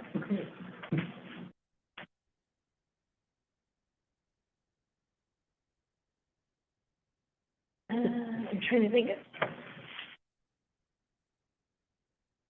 let's see. Just kind of going through the various variances again. So we're asked, and we can detail this next time as well. So the first variance with the required building setback, like Aiden mentioned, the code currently mandates a 20-foot setback. The existing station is approximately 9.5 feet from the property line. In order to maintain site circulation, we're essentially asking to keep the existing distance from the property line. So we're not making it worse. We're making it maybe a few inches better. make it align with the driveway. Correct. The increased height in the buffer zone, so the way the code is written in that, for that item is where that 20 feet from the property line starts, your building can be 20 feet high, and then it slopes up the further you get from the property line to a maximum height of, of something that we're below. So there will be, because we're closer to the property line, even though we have a sloping roof, we're going to be kind of above that height limitation for a little while until you get up to the 45 feet from the property line where the maximum height limitation kicks in. Delineate how much it's, Over the top. and how long that, Yeah, if you just do a section. yeah. Like the diagram in the bottom right-hand corner on this sheet actually shows. Ta-da. This sheet, right, that section. It's in the. It would be helpful, Read it, yeah. yeah, it would be helpful to have it big enough, Yeah. We'll enlarge everything. again, it's just, I think that speaks to the fact of the constrictions of, because you can't move your driveway. And, so, There's also, speaking to why we are pursuing these variances, that L-shaped area on the bottom right-hand corner of the site, that is going to be our new stormwater management facilities, and that size and area is really dictated both by Clean Water Services, who you just met with, but also ODOT, since we will be connecting to their stormwater systems. So that is what drove the siting of the building where it is on the site, as well as the AT&T and Ziply is the other cell tower. Yeah. We're not anticipating any issues with ODOT because we're set back on Willis rather than Highway 99. It's just important for us to keep that existing. Right, exactly. Yeah, so we have to keep that existing entry effectively, and so that's another driver for the location on site is to maintain alignment with that existing connection. Yep. The encroachment into the buffer zone, like Hayden was saying, that's a ripple effect from the reduced building setbacks. We're going to maintain a tight landscape screening around those, but it won't have the distance, and I think one of the options is like a berm or something like that. On the north side. but they have a big open area Yes. Yeah, there's about 45 feet between the edge of our proposed building and theirs. with Yeah. their houses and. Actually, what's up against us is more like people's back decks and then some big trees, and a little bit of a drop off down to us. So their main centerpiece, I guess, is between, their buildings are between the station and that kind of main area. Will you be showing us, I guess you will, never mind. Elevations? Yeah, I'm just talking about elevations, yeah. Hey, Ronnie, would you be able to pull up that other page, and maybe if Aiden, if you guys are willing to do it, you could just explain Yeah. page by page what's on the site plan? Sure. Yeah. So they can kind of understand what they're looking at, and if you, I don't know, Ronnie, if you could zoom in on that a little bit, it's hard to see. Yes, our application includes the architectural scope and then some of the civil drawings. So the architectural are a little bit more graphically pleasing. This is just a colorized version of what we have on that other drawing we were showing. These are the proposed first and second floor plans. The one on top is the first floor. It shows the apparatus phase that we will be providing those pull-through facilities, as well as the crew support facilities there on the bottom and all those brightly colored spaces. And then on the second floor, we have dorm rooms for the crews who will be on rotations, kitchen, day room amenity facilities, gym, shower, some meeting spaces. And I guess that's one of the things that's driving the increased footprint is as the fire service becomes more diverse in terms of gender, and honestly, it's as people just become accustomed to more privacy, the trend is moving away from common bunk rooms and common locker rooms to private bedrooms and private bathrooms, so that you don't have to take it, it's incredibly flexible at that point, right? You don't have to worry about who your staff are. You don't have to worry about privacy concerns. Everybody has their own space.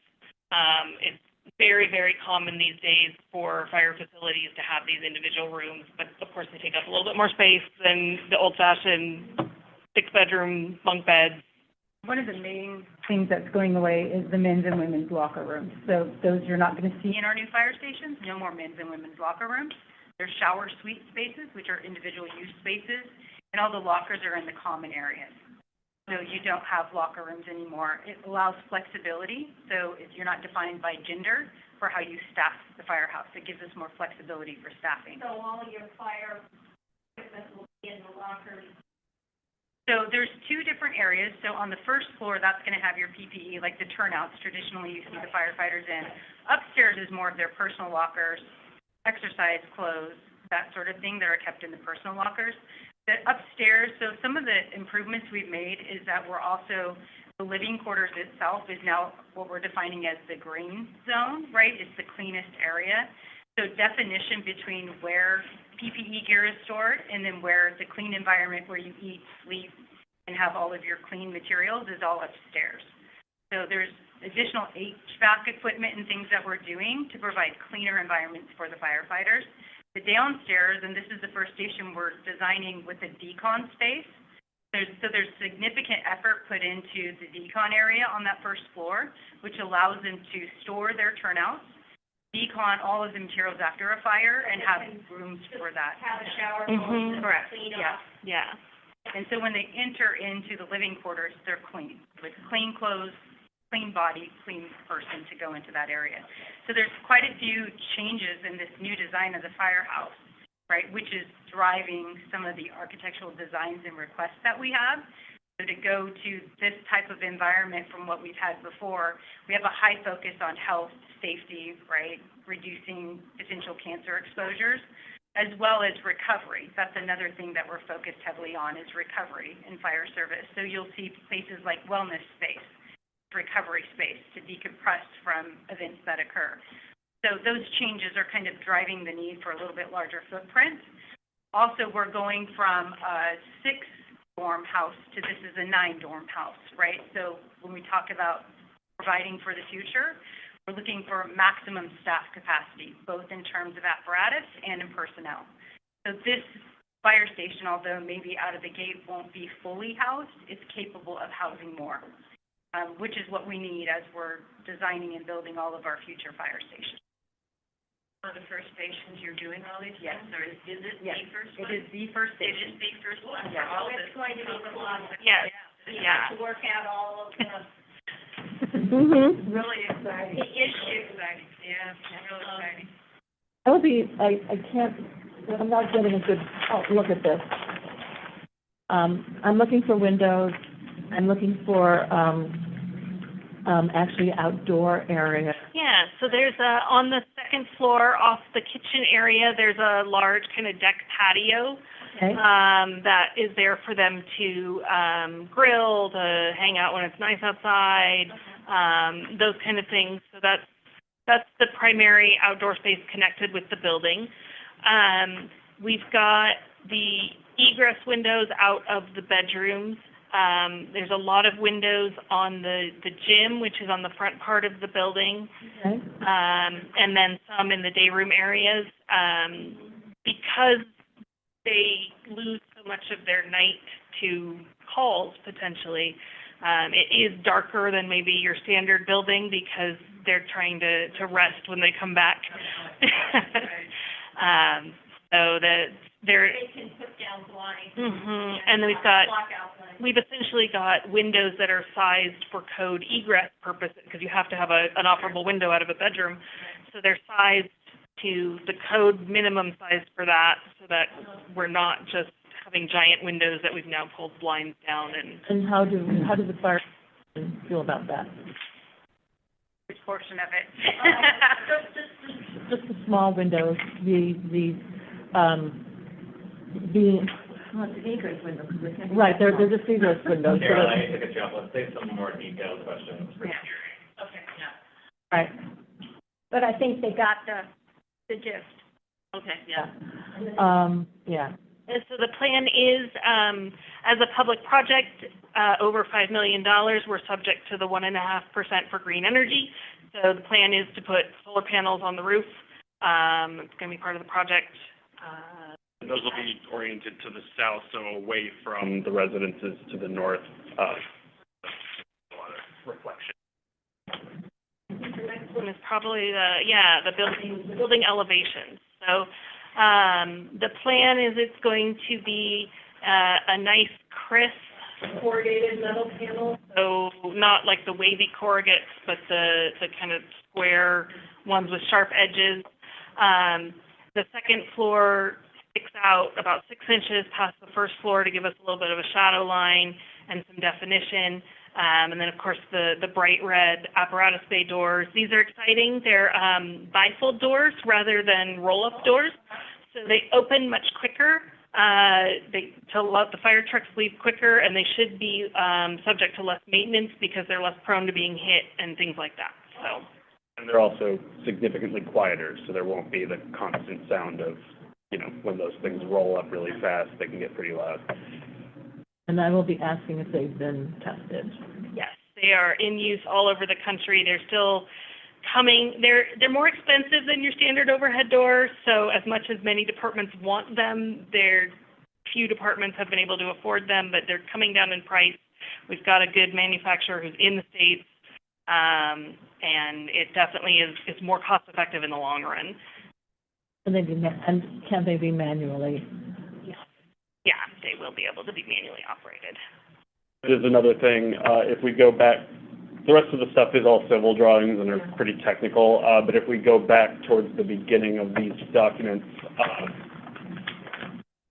one more, right there.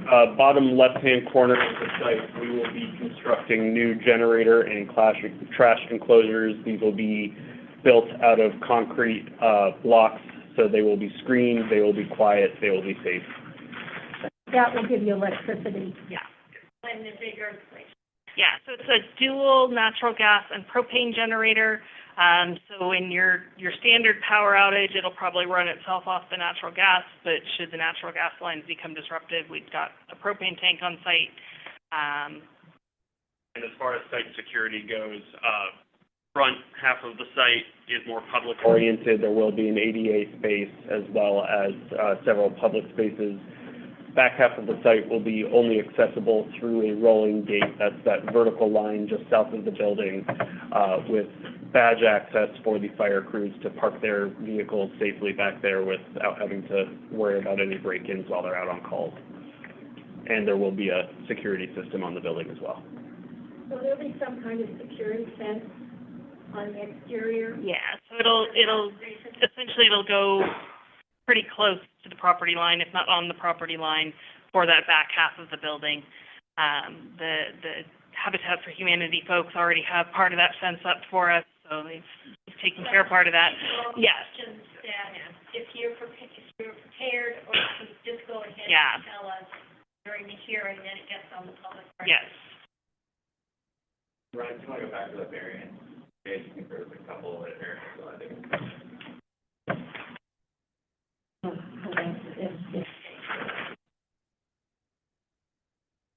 So all of this, I can't. I guess we can talk about the time. Yes. So King City Municipal Code prohibits digital reader boards on monument signs except for schools. As a public safety organization, we are hoping that we can be granted a variance given the function of that reader board. We're not going to be using it as a bank. We're not going to be using it as a grocery store. It will be for public service. And there is an old school reader board on the property now, one that you maneuver in the letters on. We do have a form of a reader board. Sorry. I'll be asking about where it's located and whether it's visible from the street. Will it be in the same place as the current one?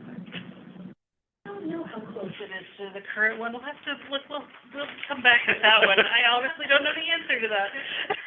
You can actually, in that upper right photo, and I know it's really small for everybody, but you can see the one that they currently have, which is perpendicular to 99 and elevated considerably. And then we'll have got this slide pulled up in front of you. If you look at the bottom left, you see 7 trees indicated in that little cluster right there. Bottom left? See, on the bottom left image, in the center on the bottom of that bottom left. Bunch of little circles. Oh, Yeah. Circles with stars in them. Yeah. So those trees have already been approved for removal because that's the site of the temporary station. Yeah. Yeah. Yeah. So there's 6 more trees on site that you guys will review and hopefully decide on. But there'll be trees when this gets. Yes. Yeah. The land use review that you guys will be completing is Well, the, I think the, close to the end of the packet probably has the landscape plan in it.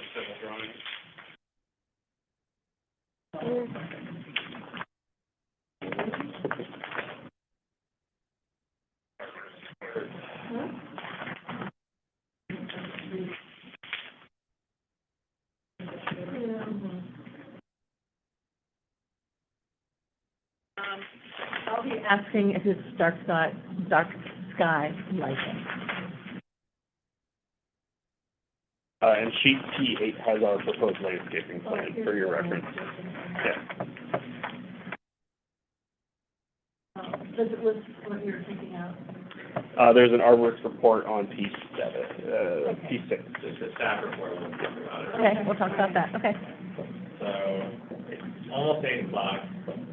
Again, in the sake of time, does anyone have any other questions? CBS on R, do you have anything else you want to cover specifically in this forum? When will we be hearing this? In 2 weeks. 2 weeks, 2 weeks, okay. That's why I wanted to have this tonight. No, 29. 29, okay. Yeah. What?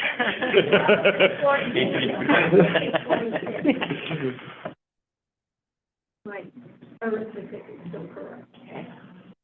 I guess the temporary stuff, we're hoping to start site clearing on that in early March with the temporary station showing up at the end of March.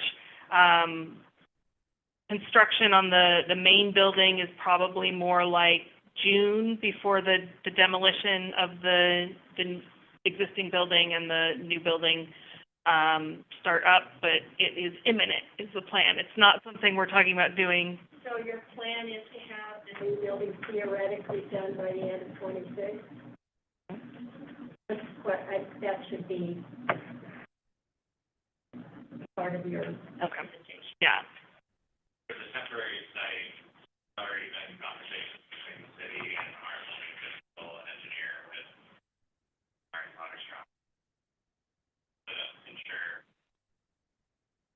earthquake resistance, stuff like that. So we're kind of getting the ball rolling. Yeah, and I think probably the sooner that that notice goes out to folks, the better, because I'd like to see the anxiety level come down as soon as possible.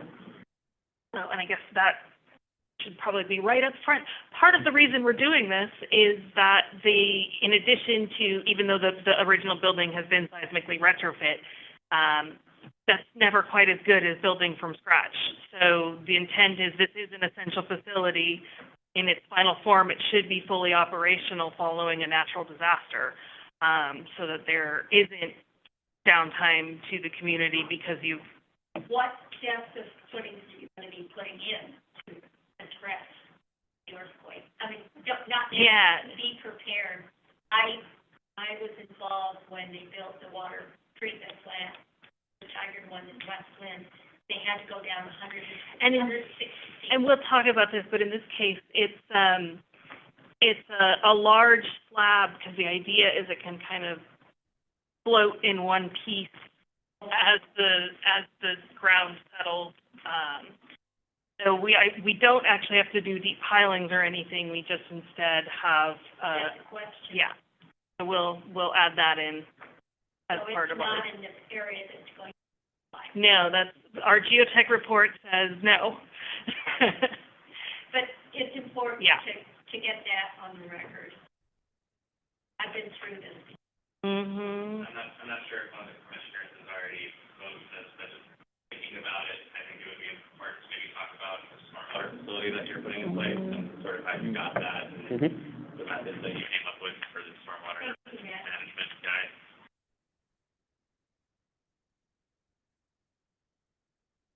Anybody else have questions? We can let these people go home. Have dinner. And we will have our general contractor and civil engineer at the next meeting, and they will be prepared to answer some of these questions in a little bit more detail than we as architects are. Well, as I said, this is why we do this process. I know it's an hour out of your time, but. Thank you all for waiting. Yes. Thank you for having us. Didn't want to impose on your time, but thank you so much. Now we get to sit here and get trained. Find out who we can and cannot. Thank you, Slaw. I love it. Hey, yeah, thanks again, you guys. Really appreciate it coming. Yeah, thank you. You know, and you might explain to us what your life is like. I mean, you know, I see it on TV, but I really don't know what goes in Ironman and why you. That's just over here. Okay. We work in the digital office. Okay. Okay. We're at the boring side of things. Okay.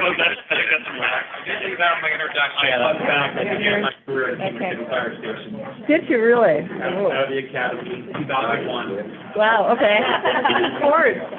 Yeah. Well, I'll be asking what your life is like. And It's been a great career. that's good. Yeah. Thank you for your time. Thank you for your time too. Yeah. We appreciate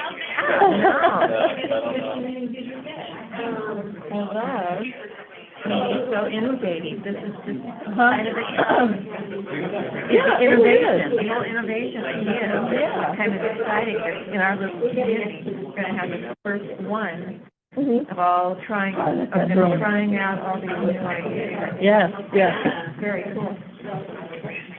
Excellent. Well, yes and no. Peter, I am not sure what I mean, it really depends on the number of questions I can get through this. Okay. This presentation has taken 30 minutes and it's taken 2 hours. So, and my portion is based on, but I want you guys to get your questions answered. So if we need to do part of it and then come back later, we can do that. As I asked for this, I have some questions beyond whatever we're going to be presenting.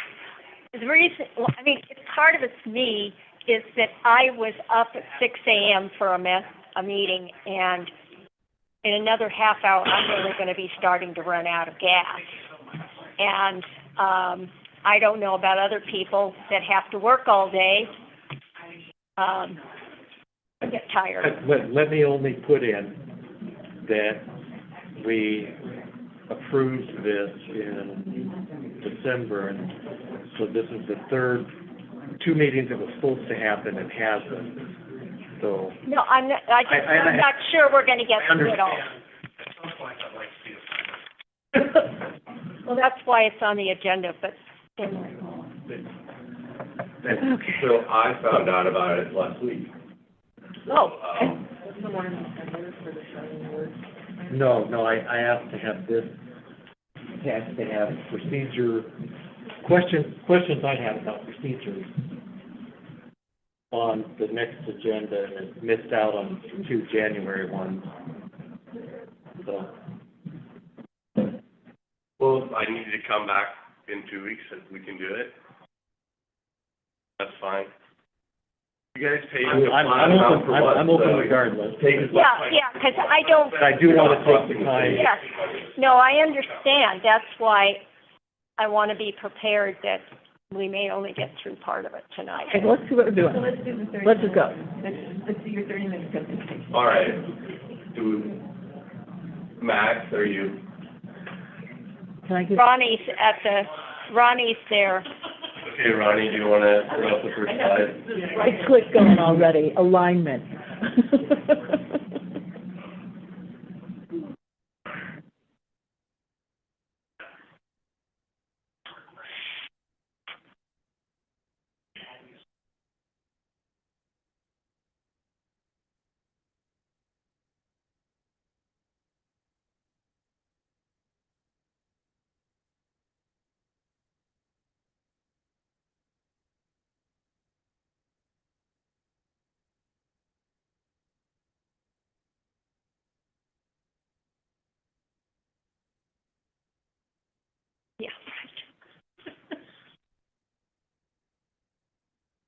I was in Estacada on Monday, here tonight, and Gerhart Planning Commission tomorrow. Oh, that's a drive. I hope you can get there. I hope so too. I can zoom in if I can. What time is in the evening? Oh, yeah. You're not gonna be able to get there. It's supposed to start at 4 a.m. Okay, so let's get started. The agenda tonight is much or as little as we get through. History and purpose of Oregon's land use laws, role of the state and cities, types of land use decisions, bias, ex parte contacts, conflicts of interest, the hearing requirements and issues, criteria and findings, appeals, 120-day and fixed goal posts, rules, clear and objective requirements, constitutional issues, and then questions and resources. So let's get to the next one. Preaching to the choir on this, because a lot of you are quite familiar with Oregon Senate Bill 100, which was adopted in 1973. The concern at that time primarily was protecting farm and forest lands, preventing sprawl. The idea was that we would figure out where development should occur and where it shouldn't, and have a clear and objective process for places where it should happen and prevent development from where it shouldn't. Purpose of the managed land use is to achieve a variety of competing and complementary goals: livability, economic development, protecting resources, efficient and orderly use of land. There are 19 statewide planning goals. There are the metro rules as well, which are applicable to us in King City. State statutes and administrative rules. There's DLCD, which is the staff portion of that department. They are governed by LCDC, so they make staff recommendations, and ultimately LCDC adopts them. For certain things, such as our urban growth boundary, that went to DLCD, then it went to LCDC, and then the appeal went to the Court of Appeals, and then they filed cert to go to the Supreme Court, who didn't grant cert, so it ended at the Court of Appeals. Do you guys know what LCDC stands for? For LUBA? So DLCD is the Department of Land Conservation and Development. So they approve any of our master plans. So parks, roads, our comprehensive plan, any code amendments that involve development, they make sure that ours are consistent with state law. So for instance, things like parking requirements, that's a state law that changed. State law gets to impose their requirements on us. Then we're required to update our code to comply with the state law, and then DLCD gets to review that. And if we comply with all the requirements, then they say, good. And if we don't, then they say, Not yet. we're remanding it, so you get to try again.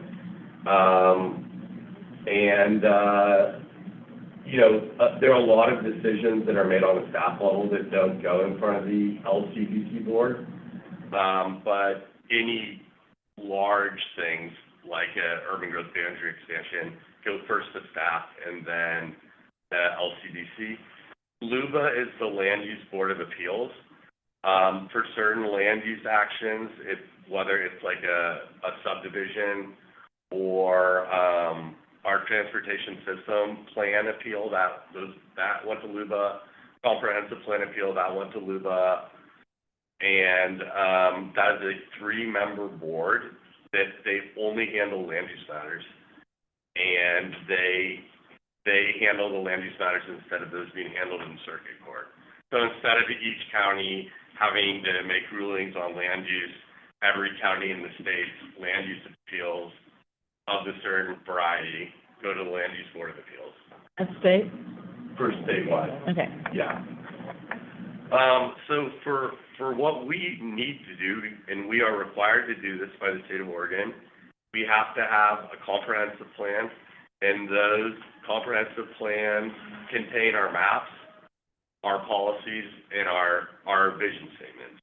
And so when cities originally got to draft their comprehensive plan, there was a wide latitude in what cities could put in their comprehensive plan and the vision and values that they could say that were part of their plan. So for instance, Gerhardt, where I may or may not be tomorrow night, they say they don't want any tourism promotion. So, and that's in their comprehensive plan. So in addition to all the other state land use goals and other provisions of their code that we have to look at for land use applications, we also have to look at whether this will encourage tourists to come to Gerhardt. And if it would, then that is grounds for them to reject it. That's the sort of comprehensive plan item that if we tried to do that today, would be very difficult to get approval of. Sounds clear. Did Right. they? Do I want to move there? How many people live in Gerhardt? More than Portland State says. And I know that because we got our population estimates, and Portland State's population increase was less than our increase of registered voters, so I feel like their numbers might be. So the ordinances implement the comprehensive plan. Example of this would be, recently there were some state law changes that allowed for ADUs. That's less of a issue that's going to impact King City, because King City, your largest lot possible is 5,000 square feet. So it's not like these cities where they have 10,000 square foot or 20,000 square foot lots, or they have a minimum lot size in their low density residential of 5,000 or 8,000 square feet. So your largest lot is actually smaller than the minimum lot in some other cities. So when those other cities maybe have room to add accessory dwelling units, whereas here in the KCCA in particular, probably pretty unlikely, but our ordinances have to comply with the state law, so we have to allow that ADU language, including the parking or lack thereof associated with that. So that will be an example of how we're constantly passing new ordinances that to comply with either changes to our comp plan or changes to our ordinance. We also review development applications for compliance. Our ability to say no and the ability of every other city in Oregon has been severely curtailed. We now are only able to have clear and objective if they don't meet the clear and objective requirements, we can potentially say no. But the most recent state law requires us to do some like site size amendments that are not clear by what degree. So even what we could say before, like this doesn't meet the minimum lot size, or this doesn't meet the minimum setbacks or side setbacks, our ability to say no now is less than it was. I have a question. Yeah. The comprehensive plan that we have goes all the way back from the beginning, and it keeps getting modified by different things. Yeah. Right? And so what we do is as I understand it, and what makes it very hard for me to understand what our comp plan says about any particular thing is that we're constantly adding things to it. And so if you go back and you look at the whole thing, you go, at least I get real confused on what, how do you find what is really applicable now? Because you look at this one section, the latest one was an ordinance that put in the Kingston Terrace Master Plan on top of the West King City Comprehensive Plan, on top of all the other changes. Is it ever conformed into one document so you don't have ordinance on ordinance on ordinance? Well, it's challenging because with a city like King City, it develops in phases. So you have the original KCCA portion of it. So you have both. And if you look at King City, their original comp plan, I think, was 7 pages long. They did it, they drafted it themselves.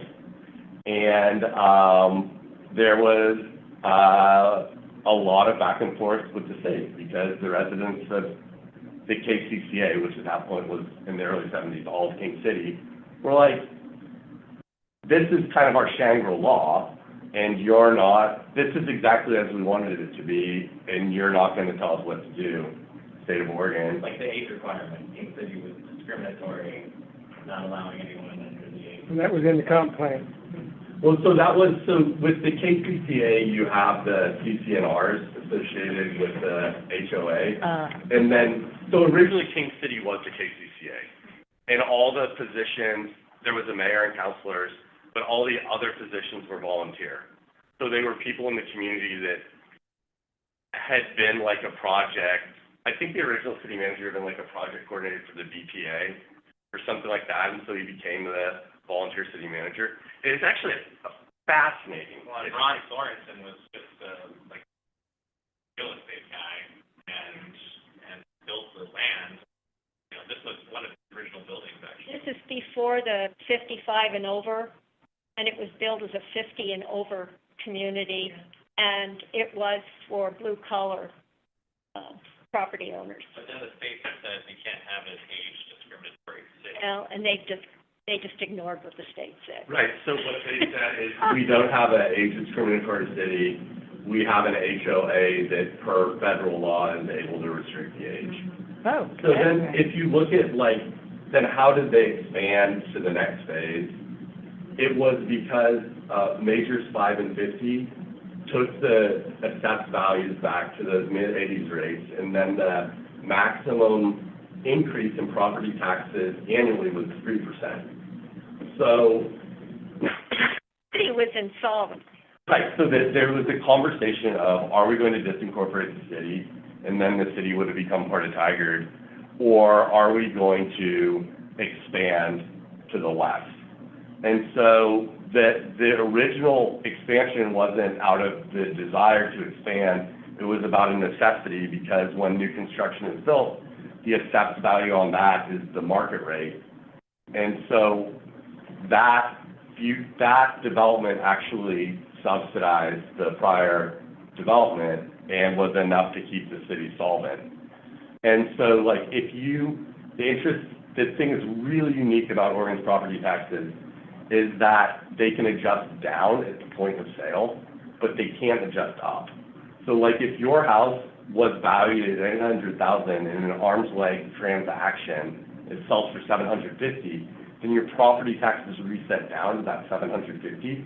But if your house is assessed at $125,000 and it sells for $450,000, which would not be uncommon in the KCCA portion of King City, then it doesn't reset up to the $400,000. It's still at that original rate plus 3%. So the way that King City has paid for additional resources historically has been through the expansion, because the more recent the construction, the more aligned the assessed value is with the market value. Now, for an existing house, it can be reassessed if there's sufficient additions to it or something like that. If you popped off the house or something like that, it could get reassessed, but interior construction would never do it. It's adding that. But we got off on a bit of a tangent. My question was, will the comp plan ever be conformed? So, that would be maybe you know more, I mean, it would cost money, we would need to get consultants to do it and make it into one streamlined, cohesive document, because if you look at it right now, it's just photocopies of all these, documents made at the time. It needs some. It's almost like there's a separate comp plan for each phase of the city. I mean, that's not completely true, but in many respects it is that they, instead of amending the entire comprehensive plan, they create the rules for whatever areas west of what already existed. And yeah, it could. I mean, based on everything going on today, I don't think that it would be in the near future, but I mean, that's something that could absolutely occur. Asking because from my perspective, it makes it very difficult to find out what it actually requires for what section, and you have to go digging deep. Gary, you're telling me, man. I have to look at that comp plan all the time, and it's it is a mess. It's a mess. It needs to be cleaned up. It definitely needs to be cleaned up. But it's a very expensive proposition. But we're charged my point in asking this is that we're charged as the planning commission to make sure that whatever we approve complies with the comp plan, which is the controlling document. Yeah. And when we go to try to find out, it's very hard to figure it out. Mm-hmm. Anyway, that's We were supposed to rely on the city attorney to help us with that. Well, and the other thing that's really challenging is that when you have multiple goals, land use goals that are at play, so you have like your goal 10, which is supposed to be a variety of housing, a variety of affordability, and you're trying to balance that with the goal 5, which is like the natural resources, and you're trying to balance that with, you know, the community desire to have what gets built next to them similar to what they had. So back when it originally got platted, people didn't have an issue with higher density being immediately adjacent to lower density or townhomes being adjacent to single family or apartments. Now that sort of thing can cause real opposition. And so there's all of this compatibility that you have to balance, and it's very challenging. Even for a city that is relatively young and has one cohesive comp plan, it can still be pretty challenging to balance all those goals. okay, I'm not the only one that finds that. No, I find your comprehensive plan very challenging. Yeah, okay, thank you. So 2 types of land use decisions, legislative and quasi-judicial. Legislative decisions typically involve the adoption of generally applicable policies, standards, et cetera, that apply to a variety of factual situations in a broad class of people. One that I went to Louisville on was short-term rental regulations. So if a city wants to regulate short-term rentals in low-density residential or medium density, because Airbnb, that can change things. That would be something that applies broadly across the city to every one of those zones. So that would be a legislative change. For something that's like 8-lot subdivision, that's going to be quasi-judicial. So there's no... Peter? Yeah. We can only make recommendations to Yeah. the council on legislative. Right. Yeah, so like an example is, the example that came up earlier tonight was that the plan eventually may happen or it may not, West Side Trail. That's an example of a legislative decision. So that's something where you make a recommendation versus making a binding and conclusion. With quasi-judicials, oftentimes they can end at the planning commission. So they would only go to the city council if there's an appeal. For a legislative decision, they automatically go to the city council, who decides what to do. And what you guys are doing is making a non-binding recommendation that they can agree with or not agree with. And oftentimes what you're doing is you're kind of helping do their due diligence for them and identify issues for them to consider. With the legislative decision, the city's not required to reach a decision on the legislative proposal. They may table it. So, for instance, a planning commission could say, we really want short-term rental regulations, city council, in these zones, because we don't want Airbnbs in these type of neighborhoods. Council could say, yeah, that's not a priority, we're not going to take that up. Versus the quasi-judicial, we're on tight timelines, and there is no ability for the council to say, we won't make a decision. If they don't make a decision, it gets granted. So the 120-day rule operates for the benefit of the applicant, not for the city, and they are able to stay that, not indefinitely. We'll get to that later, but they're bound to make a decision. With a legislative decision, you're not bound to make a decision. So the quasi-judicial decisions, the application involves only a single property or small group of properties. The decision on the application is based on pre-existing criteria. The city is required to make a decision. Most of your decisions will be quasi-judicial. The focus is on judicial. So you're effectively acting as a judge to determine an application's compliance with applicable requirements. Because of that, the requirements apply. So for a legislative decision, you're not bound by the record. So you could be like, I had a house in Arizona, we had a short-term rental next door. The people were up till 1 a.m. all the time, they were creating all these noise. It's not appropriate for, that sort of neighborhood. You don't even have to say that out loud. You could just base your decision based on that, even if it's not evidence in the record, because with a legislative decision, you can rely on life experience or prior experience. With a quasi-judicial decision, you're bound by substantial evidence in the record. So if there's one expert that says one thing and another expert that says another thing, then what I would ask of everyone is that if they consider one expert more credible, that they explain why. Like, you know, the Clean Water Services engineer, the only thing that they do is create this sort of stormwater mitigation. They're tasked with it for this 500,000 person district. It's literally all they do. The opponent's stormwater expert is a general engineer that doesn't do stormwater modeling.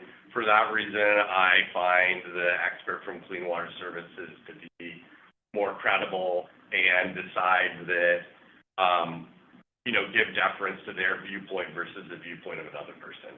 So that's the sort of thing that during a quasi-judicial hearing, to the extent you have competing experts, you're explaining why one expert, either due to their experience, their education, whatever, why you believe what they're saying more so than another quote-unquote expert. And that makes it easier for me if there's an appeal. Not that... So during our discussions, let's say that there are two experts. Yeah. We can't just vote. We have to explain why we're voting in favor of one versus the other. Is that what you're saying? Well, you can just vote, but if there's not evidence in the record of what caused you to vote one way or the other, and it gets appealed, then the most likely outcome would be that LUBA will remand it back to the city to make findings related to this decision. So, Peter, to kind of further illustrate his point, so like when we had our last hearing for Charlene Woods, towards the end of the hearing, Gretchen asked the audience, does anyone have an opposing view of this? Does anyone have does anyone have a favor view of this? And they speak. And a neutral. Yeah, neutral. And so that's kind of where that ties in. It's like, I do not like this because of X, Y, Z, and I do like this because of X, Y, Z, and that would kind of floor you to take a side almost because that speaks to. I'm hearing that we should try to state the side. If that's what we individually vote on, we should try to get it in the record. Yeah, That's why we're doing it. If you're basing your decision on one thing or another, particularly if there are two competing viewpoints, then it's like I had a case where they had done, it was the developer wanted to do a cut fill, so they were adding fill to one part of the site, and then they were cutting soil from the other, so they were expanding the quote-unquote waterway while adding fill, and that had been reviewed by FEMA twice, as well as the Department of State Lands, as well as their engineer who had hydrology reports for it. There was a civil engineer that didn't say the opposite, but he said it might be helpful to have more information. And so when the Planning Commission and City Council was processing that, you know, they said, well, FEMA and the Department of State Lands used their hydrology modeling from their engineer in order to determine that this would be a net benefit to the adjoining property owners because this would allow actually for better drainage than what's there currently. So I find that more compelling than and I wouldn't even say the other engineers was in opposition. It was more neutral testimony, but they put on the record, this is what they based it on. They based it on the opinion of FEMA, the Department of State Lands, and all these hydrology reports So that was helpful because then one of the grounds for appeals was that issue. Would this cause people's houses to flood? Because everyone would be worried about that. I'd also mention really quickly too, if you do not vote, you can give a reason to abstain or you recuse yourself. I recuse myself because I have a conflict of interest. Right, so if you have a conflict of interest, we'll get to that in a second, but the recusal should happen on the front end. So the smaller the numbers of properties, smaller the number of owners, the lower the number of impacted parties, the more likely it'll be a quasi-judicial decision. There's a case called Strawberry Hill that looks at legislative versus quasi-judicial. It considers different factors, but there's no bright line necessarily. Some stuff definitely, obviously quasi-judicial. Some stuff is obviously legislative. And then there are other things where it's closer to, so we have to apply those factors such as number of owners of the property, acreage, and all those things. So just a reminder. Charlene Woods was quasi-judicial, Mm-hmm. obviously. I'm trying to remember back on Town Center, also an application, also due to the regulations. Pardon? Quasi-judicial. That was quasi-judicial. Even though the size of it was bigger than King City. I'm just curious. Yeah, because that never went to the city council. Yeah, never went to the Approved city it, you didn't recommend. I didn't remember that detail. Thank you. Okay. Yeah, and what really the emphasis now is focusing on the number of property owners. So if something's owned by one person and it's a development, it's far more likely to be quasi-judicial than if it's 40, and 10 of them don't want it and 30 of them do, and The town center only had like 8 owners or something for all Yeah. that land. Peter, the big question I have is all of these state laws have limited our discretion so much greatly limited. that we really don't have much room to maneuver. And you know, the governor's housing legislation from the last session really took away some of the last remaining abilities that we have to say. Basically have to say yes to almost everything. Well, and added that if we're wrong, if we say no and we're wrong, we get attorney's fees. So, if it's quote unquote middle housing, which is just about everything at this point. Yeah, I'm losing focus, that's what I was trying to say. Okay, so bias. Bias exists if the decision was the product of positive, negative bias rather than an independent review of the facts and the law. Standard for whether the decision maker prejudged the application is not reach a decision based on evidence in the record and the applicable criteria. The bar for bias in Oregon is actually really low. It is really hard to prove bias. The examples of where they found bias are when people acknowledge prior to the hearing that they've already made up their mind and they're not going to consider something. So if someone says like, I was elected to make sure this application went through, yeah, that's they prejudged the application. Recently, people who Imported from a water bottle. I've in two separate jurisdictions had claims of bias made against the counselors. One was in Westland, and the other was in St. Helens. And what we did was I addressed each of them, and I had them put on the record whether they had prejudged and made up their mind, whether they were willing to consider new evidence and change their mind based off of that, and whether they were willing to base it solely off the evidence in front of them instead of, and this is for quasi-judicials, solely on the evidence in front of them, and they all said that they were willing to do that. And so that's what we would need to do if there's if there is a bias. If you go to the next slide, which is the Cottage Grove, City councilor signed a letter to the editor encouraging product opponents to leave town. Also request the police logs regarding project opponents and include them in the record. So that city attorney should have stepped in and been like, you might want to recuse yourself from this one. We shouldn't. That's pretty strong evidence of prejudging that. Next slide, Jacksonville. The city council was a member of Richards, applied for a conditional use permit, voted to approve the permit. I believe that's the one where he said, I was elected to make sure this went through.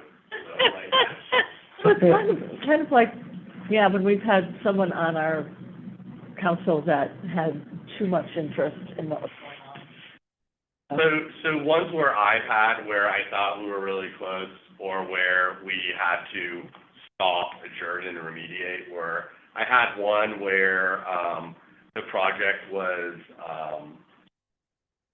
actually a shelter for battered women, and a planning commissioner said we already have enough poor people here, and we weren't coming back from that.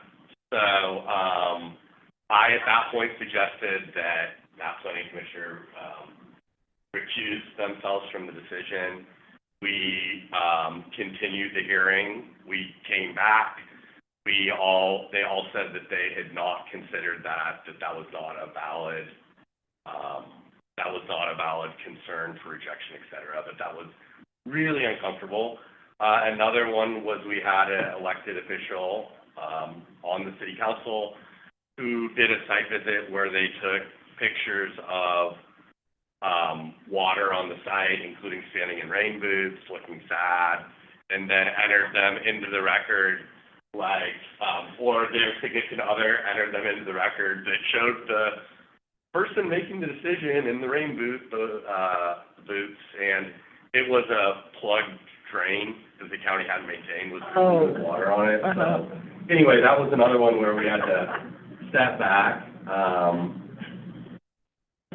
So, when talking about bias and discretion, if I don't like the way something's laid out, and I'm just like, I don't like it, I can't vote no on I don't like it if it conforms to our code.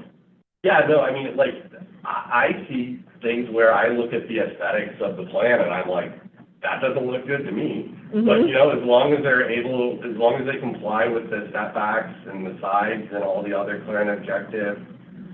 There was one where they were showing pictures of their end product, and I was thinking, why did you bring in pictures? But that can't impact your decision. I mean, you have to base the decision on clear and objective criteria. Okay. Last bias example, Jim Nacita, who was a counselor who also then, after he wasn't a counselor, appealed.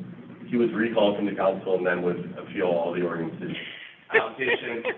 He referred to himself as a banana, which is an acronym for build absolutely nothing anywhere near anything.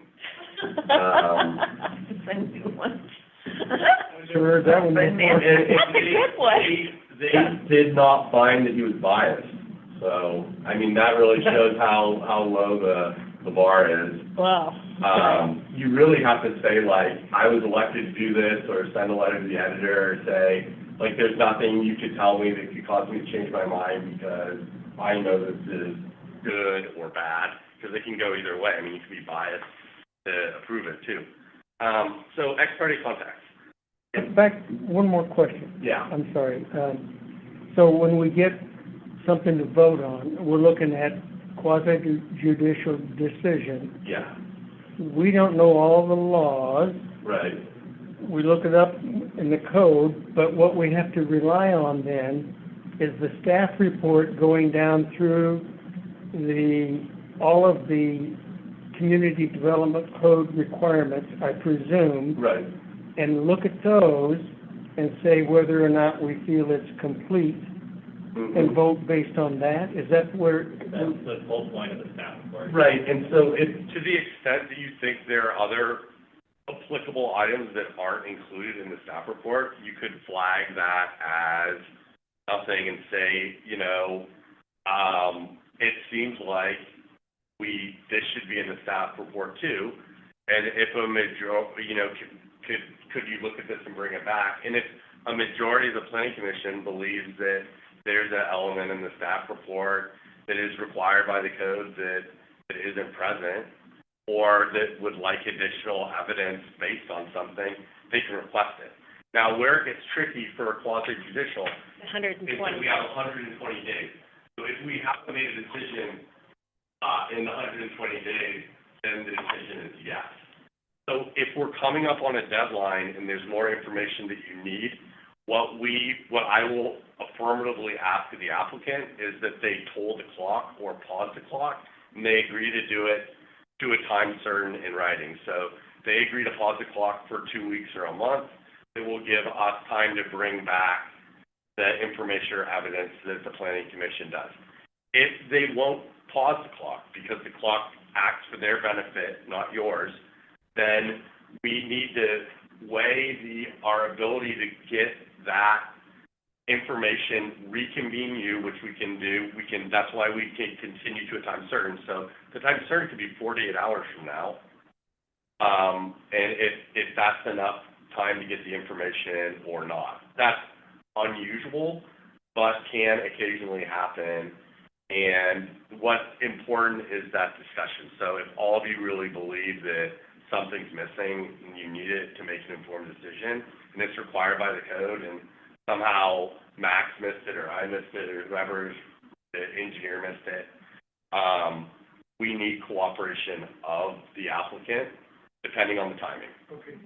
If we've got 6 weeks left, then maybe we don't, but, That issue may very well come up in the next project that we have in March, not the fire station.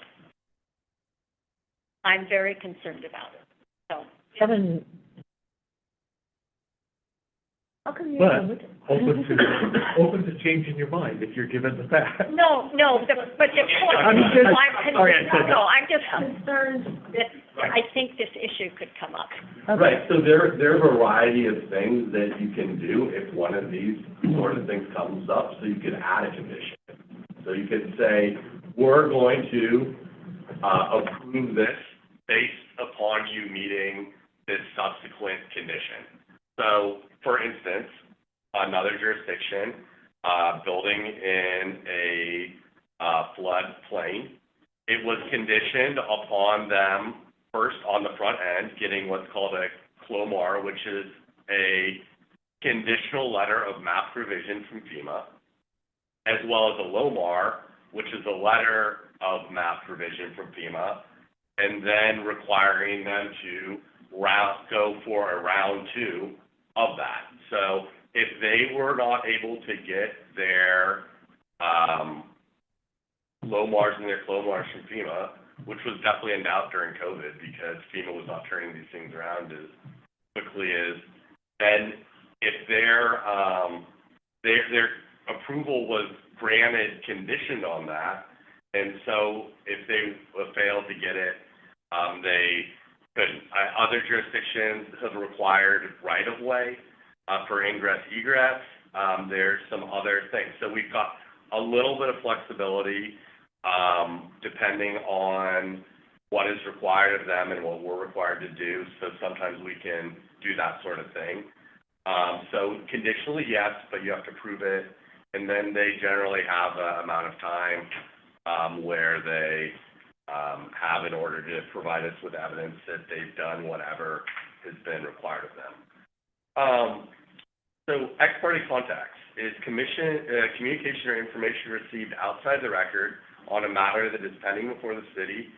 That can include site visits, which is why we ask if any of you have driven by it or have seen the site. How does that influence, why is that ex parte? So why They're all is together. a site visit is because you visually inspected the site versus the diagrams or maps that are in the record. I think it's kind of silly, but This answers my question earlier about the fire department. It is a quasi judicial decision coming up. I'm curious to look at the site. Yeah. That's inappropriate. no, it's not inappropriate. You just have to disclose it. Okay. So the thing about ex parte communications is people can't conflict you out of a hearing. Like, let's say you were just shopping, and the applicant on a land use thing came up to you in the market and was like, hey, I've got a pending application in front of the city. I've done these projects in these other cities. They're first-class developments. You should go to Wilsonville and take a look. You know, I do everything based off of whatever, you know, whatever their pitch is. What you would say, is there any ex parte communication? And you would say, you know, I was Approached in the grocery store. in the grocery store by the applicant. The applicant introduced themselves to me. The applicant said that I would be proud of their development. They told me in other cities where they had done a development, they told me what their developments were, and they encouraged me to go look at that development. I did not. Nothing that I was told in the store will impact my ability to fairly consider the evidence in the record or render a decision. It had no influence on me whatsoever. Because then if some member of the community is like, I saw you in the store, or I saw him walk up and sit at your table at that restaurant, the applicant, and it looked like you were talking about this application. Like, have you prejudged the application?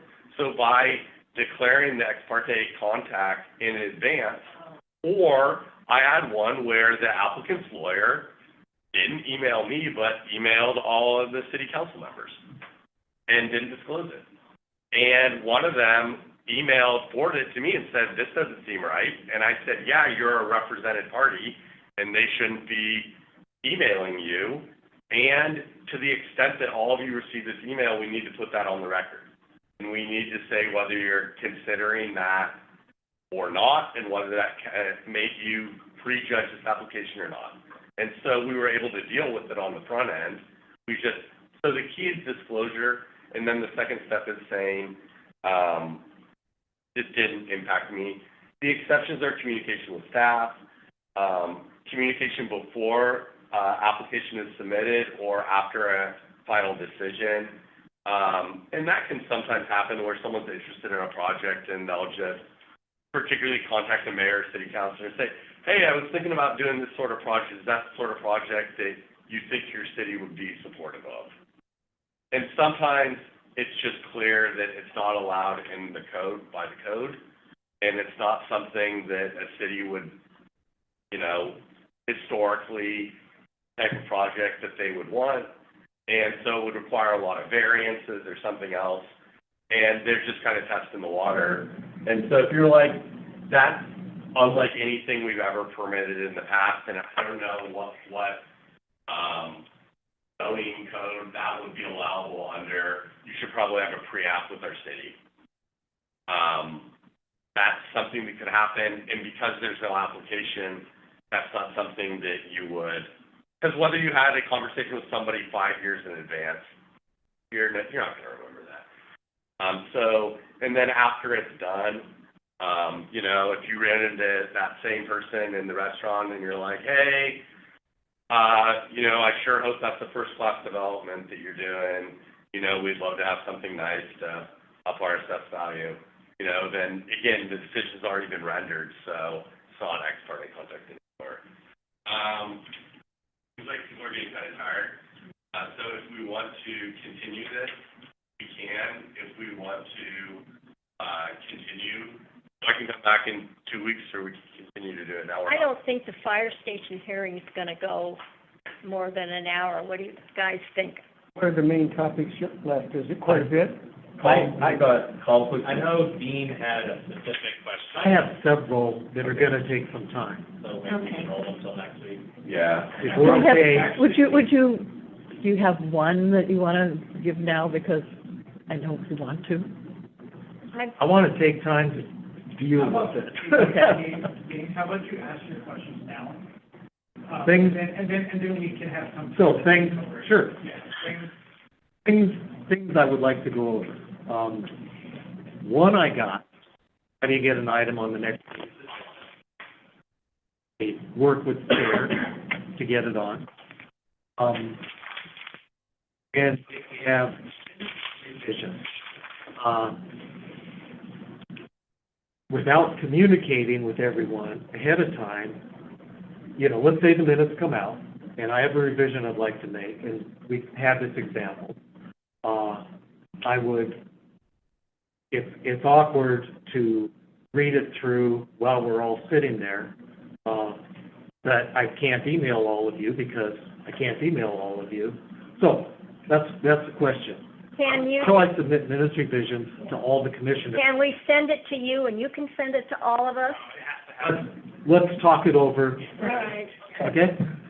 We've been getting lately, in my first year, I probably got one email from the public. Lately, the public's been weighing in. I think it's awesome. Yeah. We're getting emails addressed to all of us. So this now, and they get referenced in our discussion. Yeah. My question is, how do we submit a document, like an email we've all got, that we've all seen, that we've all talked about, to the public record so that a public record request isn't required for the public to see what we're talking about? Yeah, so anything you get on a specific application, you should be forwarding that to Max and Ronnie to make sure that's included in the record, because if you're gonna make a decision on that. Where is that found? Where is that? Yeah, if I'm a member of the public and I want to, where do I find that record? Depends on, I mean, if it's like, Well, you've got. Anyway, this will be something Okay. I'd like a detailed answer to. Okay, yeah, absolutely. Okay? Okay. Couple different ways to phrase this one. How and when and do we discuss items of importance that were learned after a meeting? Or, different way to put that, what's our procedure to establish the expectation that this planning commission will always receive accurate, complete, and unbiased information? That's going to be a bit of a difficult conversation, but families should be able to handle difficult conversations. That one's going to take a while. Can we have a spot for old business? I don't know. I'd like to find out. Is there a way, or should there be a way for us to communicate with city council about deliberations of the planning commission? I go to the city council meetings. They're told the commission voted this way, but they certainly don't get the depth that we have gone into. Yeah, they don't. They just have to watch the video. Pardon? They But can, that's they not- have that access doesn't to that happen. information. So- That is not our problem. That's Okay. my position. I'm hoping That that's is- not the their- answer, that's but their let's talk about it. responsibility. Yeah. Right. I would like to throw out there, I love this round. When I'm up there, first I want you all to know, when I'm talking to you. Yeah. It doesn't work for me because if I talk this way, I've got the back of my head facing someone by definition. But anytime I'm talking, I love this setup. We can't do that when we're having a hearing. That to look important. We have to be able to see everybody out. This is perfect for workshops. Right. Put a big mirror on the wall. You look in the mirror. Anyway. I look at our setup here, Yeah. and I don't like it because we're not talking to each other when we're discussing Like it. we did here, this was awesome. You see other council rooms and it's a semicircle. I know we've got restrictions, but that doesn't feel comfortable to me to just be looking straight out and not communicate. We're not communicating and looking at each other. It makes it difficult. In 6 or 7 years when we get our new city hall. Yeah, I know. It's just a comment. I don't. No, I understand your comment. When I was on the Tiger Council, it was slightly, Yeah. um, I can envision Yeah. tables and like this on I one do end. want my fellow councilors to know when I'm talking, not talking into the void. I'm talking to you, even if I've got my back turned to you.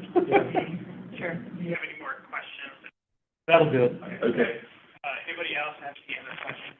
I'm closing the meeting. All right, everyone in 2 weeks. All right. I had, it was 9 o'clock, it was a 9 o'clock. I have a question.